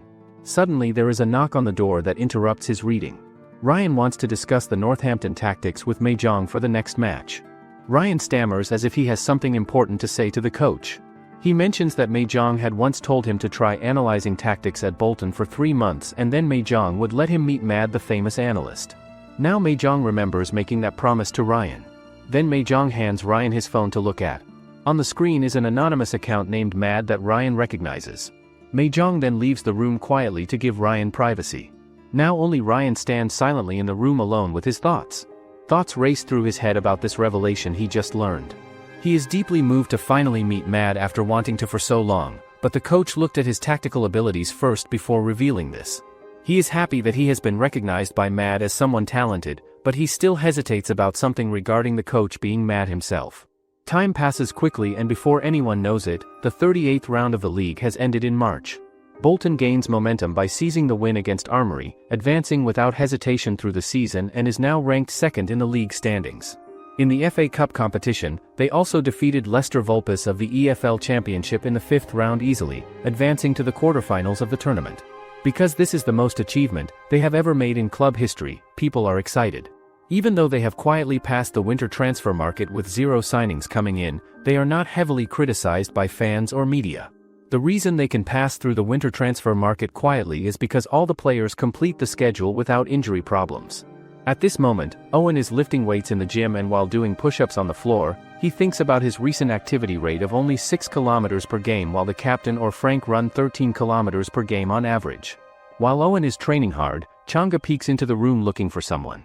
Changa is looking for Gadebayor in the facility. Suddenly Gadebayor appears right behind Changa out of nowhere, startling Changa badly. Gadebayor asks why Changa is following Owen around the building. Chang'e says he hears that Gadebayor is doing special training sessions, so he is curious and comes to find him. Gadebayor immediately invites Chang'e to follow him to see what he does. Gadebayor puts his arm around Chang'e's shoulder in a friendly way. Chang'e is really looking forward to the special training of the world-famous player, but at this moment he is surprised by what he sees. Gadebayor is swimming in the lake doing laps back and forth. Chang'e is led to the swimming pool area, and it turns out to be swimming training because Mahjong thinks no exercise is better for increasing physical strength than swimming laps. Heewon wonders if Gadebayor, who is always joking around with everyone, really needs to increase his physical strength at his age, but Gadebayor wants to play full-time in matches now. He has become ambitious after playing and receiving positive feedback from fans. Mahjong says that the decision to retire was only because no team could handle his declining stamina before, and perhaps deep down Gadebayor still wants to continue playing professionally. Meanwhile, the most amazing event of the season is waiting, and a man is sitting and watching a Bolton soccer game on the computer screen. He turns off the screen and thinks that Bolton is indeed a team outside the EFL 1 standard level. They are especially dangerous in a single match format. Even though they have been relegated in the EFL Championship before, they have defeated Leicester Vulpes, the FA Cup champions just 4 seasons ago, very miserably.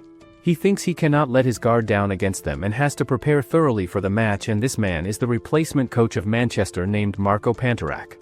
At the Manchester New Hellion home stadium called Young Devils, in their conference room, Marco stands up and says that the former coach was dismissed and fired after the loss to Bolton and a series of inconsistent performances throughout the season, but they overcame that crisis and difficult time and built the team back stronger than before. He further tells the team clearly that they really need to win this quarter-final match and show everyone that they are still a force to be reckoned with and respected. He then tells the team to be very careful about getting injuries or dealing with special circumstances with the squad during the A-match period when players leave for national teams. After the meeting ends and everyone leaves, Marco thinks to himself that now that Bolton has revealed Quick's long-range shot ability as a weapon, there are probably no more secret weapons left for them to use against Manchester, and Bolton is likely going to try to drag the match out to a penalty shootout to win that way. At Bolton's conference room, Mahjong tells the team that Manchester's old coach was dismissed and fired because his reliance on the players was exposed and became obvious to everyone. But the truth is that Manchester's main guy and real leader has always been the acting coach named Marco. Mahjong further goes on to say that the most terrifying thing about Manchester is that they never underestimate the weak teams and always take everyone seriously, but Heewon tries to interrupt and say that Bolton can easily win against them without much trouble. However, Mahjong tells him firmly that they are going to face Manchester head-on in direct combat, which surprises everyone in the room who hears this. Mahjong tells them all that they have analyzed Manchester's game footage very carefully, studying their tactics down to the very last detail and every single movement. He thinks to himself that Manchester are getting stronger with each match, so Bolton is going to use various tricks again to confuse them, but they will drop the defensive line and play it that way instead. He then explains clearly that their key point in this match is the 30 minutes of extra time before the penalty shootout happens, and the only advantage they have over Manchester is their stamina, so they have to drag the game into extra time period, wear Manchester down physically and then take their shot at victory when the opponents are tired. However, Heewon notices that Mahjong has been bleeding from his nose constantly and asks if he is alright, but he replies that 'tis because his stamina is poor.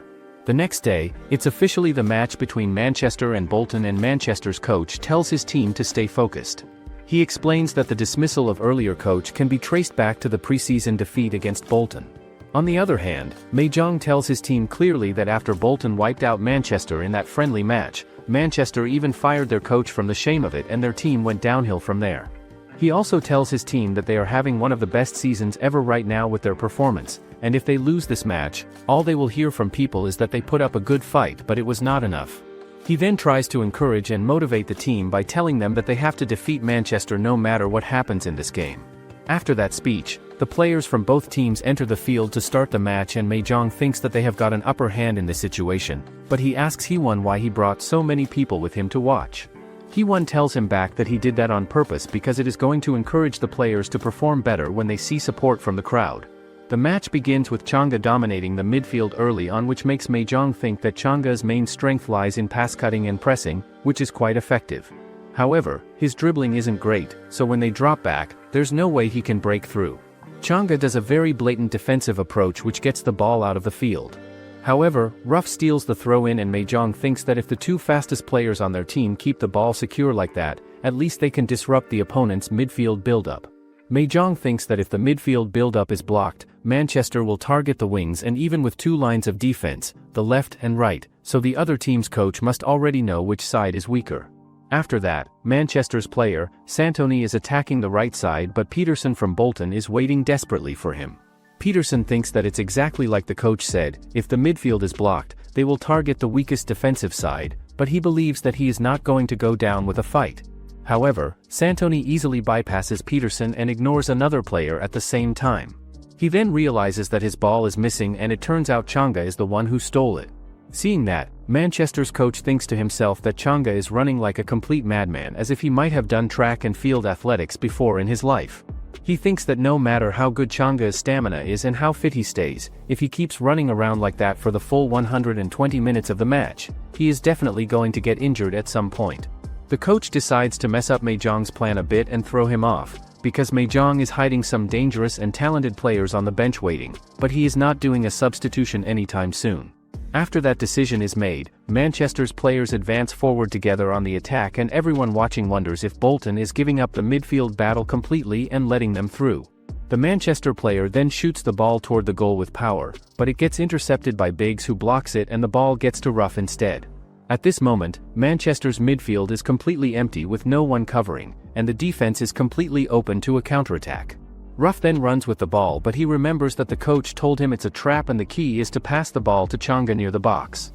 He then passes the ball to Changa, but another team's player comes out first to block it.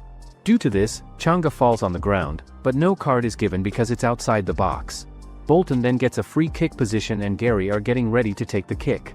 Earlier, Jang told everyone on the team that all free kicks against Manchester will be handled by Gary, who is their fourth choice kicker and not their best choice.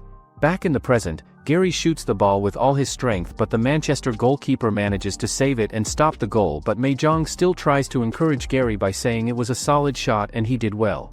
After that attempt, Ruff prepares himself for the corner kick that Bolton was awarded, and just like during the free kick before, Bolton's 8-man defense has not moved from their positions at all. Earlier in the team meeting, Jang told the team clearly that Ruff will take all the corner kicks during the match, but they should not think of it as a regular cross into the box. Jang tells Ruff directly that he wants him to score a goal just like he did in the first match against Wigan earlier in the season. Back in the present moment, Ruff shoots the ball from the corner with technique, but Changa thinks to himself that its trajectory might be too high up in the air, so he jumps into the air and tries to kick it toward the goal, but the goalkeeper catches it cleanly before he can do anything with it. At that moment, Jang suddenly starts losing his vision and everything goes dark and he falls down on the ground. Earlier, Hee-won tells Emma that Jang has been getting nosebleeds every 3 hours consistently, but no matter how many times he tells Jang to rest and take a break, he just will not listen to anyone. He tells Emma to join them for this match and be there, because if Jang has to leave the field for medical reasons, she should stop him from coming back and make sure he stays away. Back in the present, the referee stops the match temporarily, and Jang is being transported to the hospital by the medical team who are taking care of him. Hee-won then tells the team players that they just have to finish the first half of the match following Jang's instructions that he already gave them, since he probably passed out from overworking himself too much.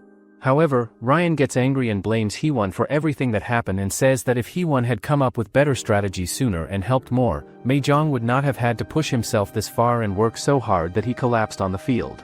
Hearing that, Hee-won gets really mad and yells back at him loudly, saying that this is not the time to blame himself for what happened because right now Ryan is the only one who can take over for Jang and lead the team. Ryan gets confused and does not understand what Hee-won means by that statement. Hee-won then asks Ryan a question about how many games they have played this season using the tactics and strategies that Ryan proposed and came up with himself. Ryan answers and says that they have played 30 games using his tactics, so Hee-won responds and says that Ryan is a strategist who created 30 different tactics that were approved by Jang himself, and without Ryan's help and contributions, Jang would have collapsed 30 games earlier than he did today. After that, the match continues and keeps going with the ball being passed to Manchester's player on the field. Peterson tries his very best to snatch the ball away and steal it, but Santoni shakes him off easily with his narrow shoulders and quick movement. Quick also tries his very best to block Santoni and stop his advance down the field, but Santoni tries to break through the defense anyway and ends up falling down on the ground instead of succeeding.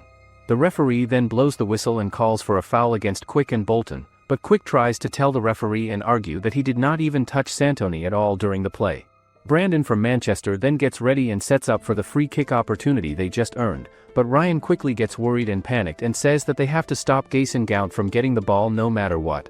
Brandon then passes the ball over to Gason Gaunt, who is in a better position, and Gason then shoots the ball with power, and it goes flying straight towards the goalkeeper who is waiting. The goalkeeper tries his very best to catch the straight ball that is coming at him with speed, but he completely misses the ball and it falls back down on the ground in front of the goal. Another Manchester player sees this and takes this as a perfect opportunity, and he quickly shoots the ball into the goal before anyone can react and stop him. The commentator says that the solid defense that Bolton had crumbled and fell apart just a few minutes after Mahjong left the game and was taken away.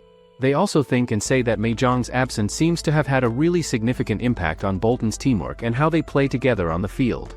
One of the Bolton players thinks to himself that this situation is really bad, because Mahjong said earlier that if they conceded the first goal to the other team, he would give them specific instructions depending on the situation they were in. Seeing what is happening on the field, Hee-won turns to Ryan and asks him if he noticed something strange or important from Gaunt's movements just now during that play. Hee-won tells Ryan that from now on and going forward, if he sees something important, he should not just mumble it to himself quietly, but he should speak it up loudly so everyone can hear. Hee-won then wonders to himself that the team's morale and energy is way too low right now, and they really need to lift their spirits and motivation to keep playing well. He then asks Ryan to tell him what they should do next, because they cannot stick to the same tactics when they are one goal behind in the score, and they cannot believe that as soon as Mahjong left the field, the team regressed to how it was under their old coach Derek Scott's poor leadership. After that, the second half begins with Manchester and Bolton both ready to play, and Bolton immediately deploys their main striker named Owen onto the field as the second half kicks off. Manchester's coach thinks that it is really noticeable and obvious that Mahjong's presence is missing from the sideline, with Owen, who is usually stationed in the box area, now in an awkward position that does not make sense. He further observes that the two-line defense formation shown in the first half has also changed to a more traditional formation, with Delicate moving into the midfield position instead. So, at this rate they might actually be looking forward to adding more goals to their lead, but the coach believes that it is a bit pitiful considering the vengeance and revenge they were hoping to get against Bolton today. Owen then gets the ball at his feet and he hesitates for a moment, having trouble finding a good place to pass the ball to his teammates. He quickly shoots the ball and scores an incredible goal that surprises everyone watching the match. Earlier during halftime, Hee-won and Ryan told the team that they have to produce a solid plan for the second half of the match. Victor tells Hee-won that their team was all about Mahjong's influence and leadership, so in this difficult situation, what can this weak tactical analyst like Ryan even do to help them win? He further asks everyone on the team if they are really going to be sad and upset about losing to a first division team like Manchester, since they only got this far in the season thanks to the coach Mahjong, so they should stop acting like they are world-class players who deserve better. Gadebayor then asks everyone in the room if all the amazing things that Bolton were doing and accomplishing were only because they were acting like Mahjong's little puppets who just followed orders without thinking. He says that he now understands why Mahjong passed out with a nosebleed on the field, because he carried this entire team to second place in the league and the quarterfinals of the cup tournament with these trash players who cannot do anything on their own. Hearing those harsh words come out of Gadebayor's mouth, Ruff gets really furious and angry at him for saying that. However, another player tells Ruff to stop and calm down, because everything that Gadebayor said was right and true about their situation and abilities. He then asks everyone in the locker room if they are really only this good at playing and if they are nothing but second-rate players without their coach leading them, and if that is true, then what was the point of all brutal training they did until now? He further tells the team that Bolton was always a team that was supposed to lose every match they played, and the fact that they have developed a winning mentality over time, to the point where they are feeling down on their luck after being just one goal behind against a first division team like Manchester, is actually something to be really proud of and celebrate. Hearing that, Kian also gets encouraged and he says confidently that he will carry the team on his back, so they should just wait and watch what he can do on the field. After that speech happens, everyone gets their motivation back and decides to give their 100% effort for the rest of the match. Ryan then says to the team that they should not let it show to Manchester that they have regained their fighting spirit like this so strongly, and they should come back onto the field with the same defeated tension and body language they had when they returned to the locker room after the first half ended. Ryan then tells everyone to give him their best tactical response and suggestions about what options they have available, and he will choose the best combination of tactics to use against Manchester. Back in the present, Manchester's coach thinks to himself that Bolton just got lucky and tied the game up, but Manchester will close up their defense again and protect their lead. He also realizes that Owen is completely useless in a situation like this one, where Bolton drops the defensive line like that, but another opportunity will come for Manchester soon enough. Owen then takes another powerful shot at the goal, but this time the goalkeeper manages to block it and save it successfully, and everyone cannot believe that such powerful shots are coming from that far distance away. After that, the match continues with Owen intercepting the pass from a Manchester player, and he immediately tosses the ball over to Ruff, who is ready. Owen rushes forward with the ball, and he is so incredibly fast that the other team's players cannot keep up with his speed at all. At the same time, Manchester's coach turns and tells Anderson that he is going in as a substitute player, but Bolton also makes a substitution at the same time, with Delicate coming off and Kian going in. Earlier during halftime, Ryan told Kian that it is highly likely that the one assigned to Mark Owen will be the strong individual defender named Sofiane Acrobat, who is good at defense. However, once Owen starts moving around with his speed, Acrobat, with his slower pace and running ability, will likely be substituted and taken out of the game.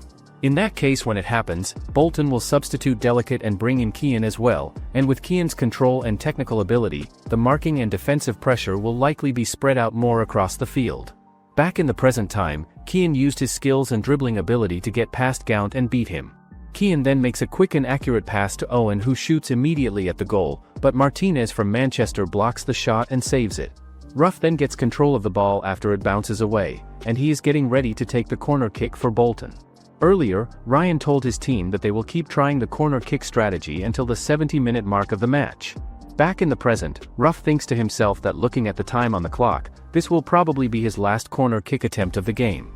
However, he thinks that he cannot leave the field having contributed less than Kian did, and if that is the case, at least he will create a decisive moment before he gets substituted out of the game. Ruff then shoots the ball with a curve towards the goal area, but the goalkeeper punches it away with his fists, which makes Ruff really furious and frustrated with the result. The commentator says and points out that Ruff kept sending crosses really close to the goal area throughout the match, so it looks like he was actually aiming for a corner shot directly into the net. Gaunt then receives the ball that the goalkeeper punched away and clears, and he tries to advance forward with it, but he is blocked and stopped by another Bolton player who gets in his way. Ruff then wonders to himself that since his last corner kick attempt was blocked and did not work, he will probably be substituted out too very soon, so this next play is going to be his last play of the match. After that moment happens, Bolton makes a substitution change and Ruff is subbed off and replaced by Kane coming in, and Garras is also replaced by Johnson, who enters the game. At the same time and moment, Manchester also makes a substitution as they are pulling Ashford off the field and bringing on Carmichael to play instead. Ashford has been performing poorly today, that's why at this moment he's being showered with boos.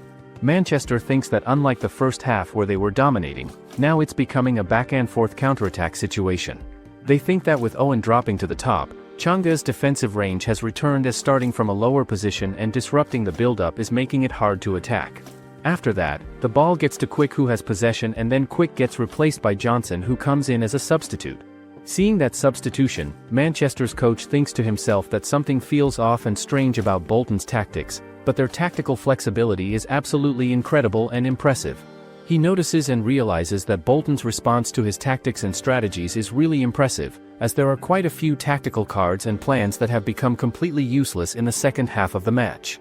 At this moment in time, the coach realizes and understands that Bolton is not the team that can be pitted for losing their leader Jang, and Manchester cannot let themselves be dragged into Bolton's game plan any more than they already have. Manchester then makes two substitutions at once, with Gaunt and Lindström both coming off the field, and Shaw and Santomani both coming on to play instead. The ball then gets to Anderson, who quickly passes it over to Santomani to continue the play and keep the attack going. But Santomani then returns the ball back to Anderson, who passes it forward to Fernandez, who is waiting in a good position. Seeing that, Hewan and Ryan both shout out loudly that if it is Fernandez who has the ball, he might just take the shot himself instead of passing, and Bolton needs to be alert and ready in all directions around the goal. The ball then gets to Carmichael, who quickly shoots a powerful volley shot at the goal, but the goalkeeper manages to block the shot and save it from going in.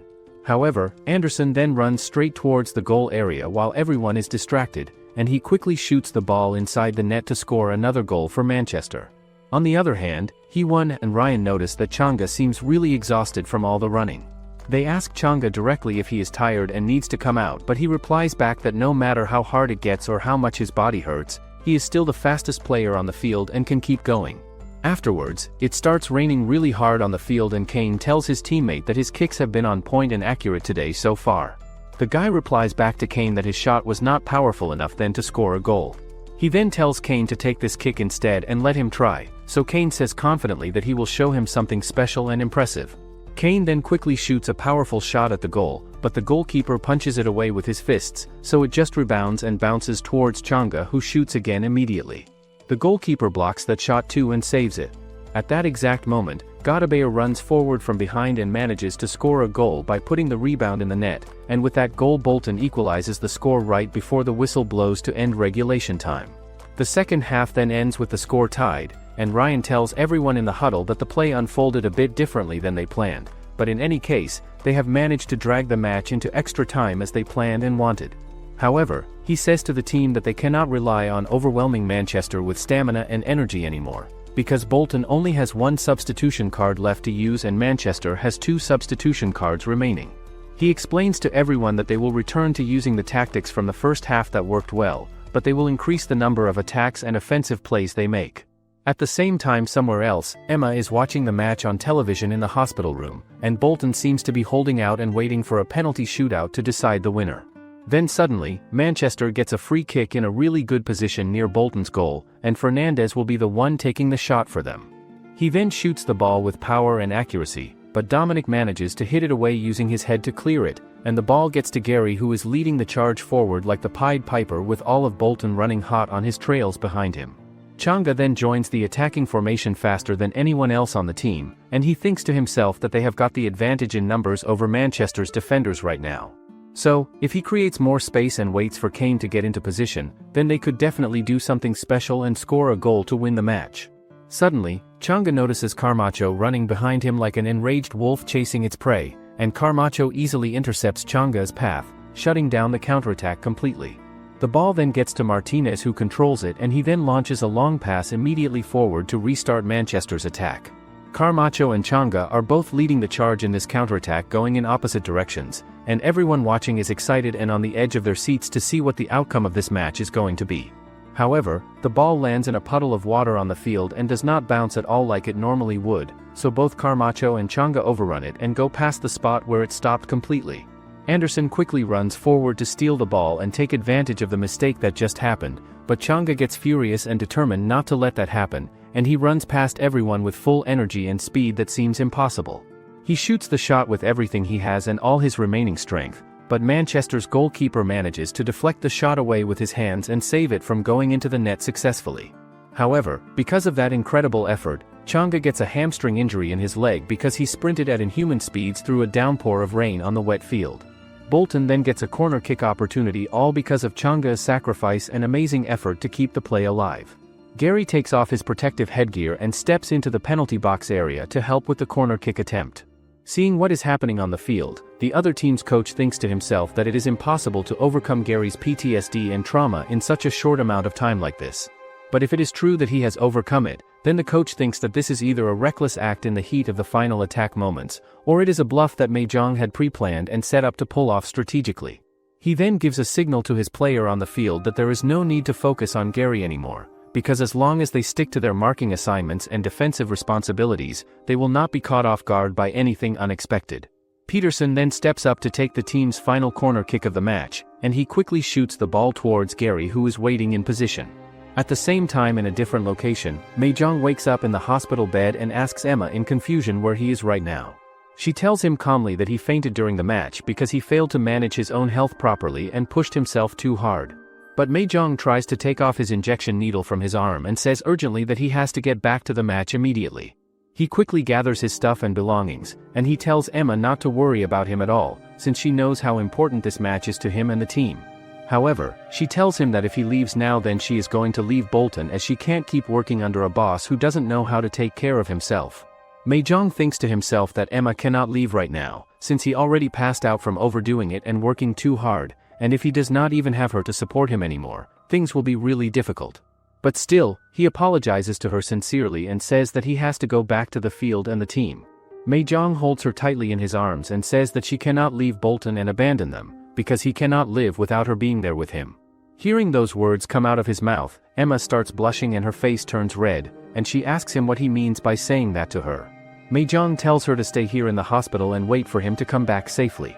Back at the match that is still happening, Gary missed his attempt to hit the ball properly and it just hits his shoulder instead and the ball goes bouncing to another guy who is running fast to get it. Earlier during their tactical meeting, Ryan told Screech that when they get their final chance to attack in the game, he should move up from defense and join the offense to help. Back in the present, Screech enters the penalty box completely unmarked by any defenders and he headbutts the ball powerfully. It goes inside the net to score, and with that incredible goal Bolton wins the match against Manchester. On the other hand, Emma tells Jang that he does not have to go back to the stadium right now because Bolton won the match already. After that victory, due to Changa's injury that he suffered, Bolton enters the FA Cup semi-finals.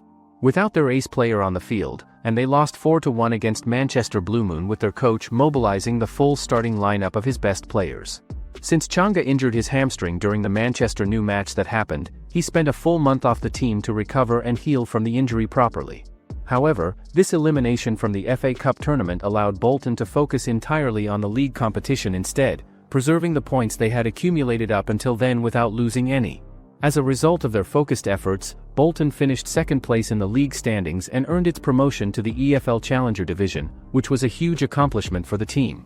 Ryan then barges into Jang's office suddenly and tells him that he will do his very best to assist the new manager who comes in and he will work hard to maintain the team's reputation. Emma then shows Jang the list of companies that have made offers to acquire the club, and Jang is shocked to see that their value really skyrocketed after the promotion to the higher division. Emma then tries to discuss and talk about what happened between them at the hospital that day, but Jang does not understand what she is referring to or talking about at all. So, she decides to leave the office instead of continuing that conversation. Just then at that moment, Hyewon arrives at the office and walks in, and Jang asks him why everyone is acting like he is going to leave the office and the club soon. Hyewon tells him in response that last season Jang was openly talking about leaving around this exact time, and now that the team has been promoted to a higher division, so it is natural for people to assume that he will withdraw and leave the club now. Jang tells Hyewon that he is not going anywhere at all because he has built this team from the ground up with his own hands and effort. Shortly after, in Bolton's meeting room, Kian and the other players enter the room with celebration and excitement about Jang leaving the club. However, Jang tells them clearly that he is not leaving at all, which makes them furious and angry about being misled and getting their hopes up. So, they just tie him up with rope and leave him hanging upside down from the ceiling as punishment. Emma then enters the room and sees the situation, and she asks him why he did not mention anything earlier to anyone, since everyone was so upset and emotional about him leaving. She says that she is here to untie him and help him down, but before she does that, she has to talk about what happened at the hospital that day. Emma asks him directly why he did not say anything after he said that he cannot live without her, but he remains quiet and does not respond to her question. So, she unties him from the rope and he comes down, and she gets closer to him physically. At that exact moment, another girl enters the room suddenly and takes a picture of them together in that position. Jang runs after her to stop her and get the phone, but before he could catch her and take it away, the girl tries to announce it to everyone in the building. However, Hyewon stops her just in time before she can tell anyone and gives Jang a note, so that he can give a speech to everyone. Jang then tells everyone that he is not going to leave the club and that they should celebrate Bolton being #1 club out there. Later that night, Jang finally gets together with Emma because it's something important for him as he has been a loner his entire life. How long do you think it will take for Bolton to reach the Premier League? Comment tactics if you'd like a part 3 of the series.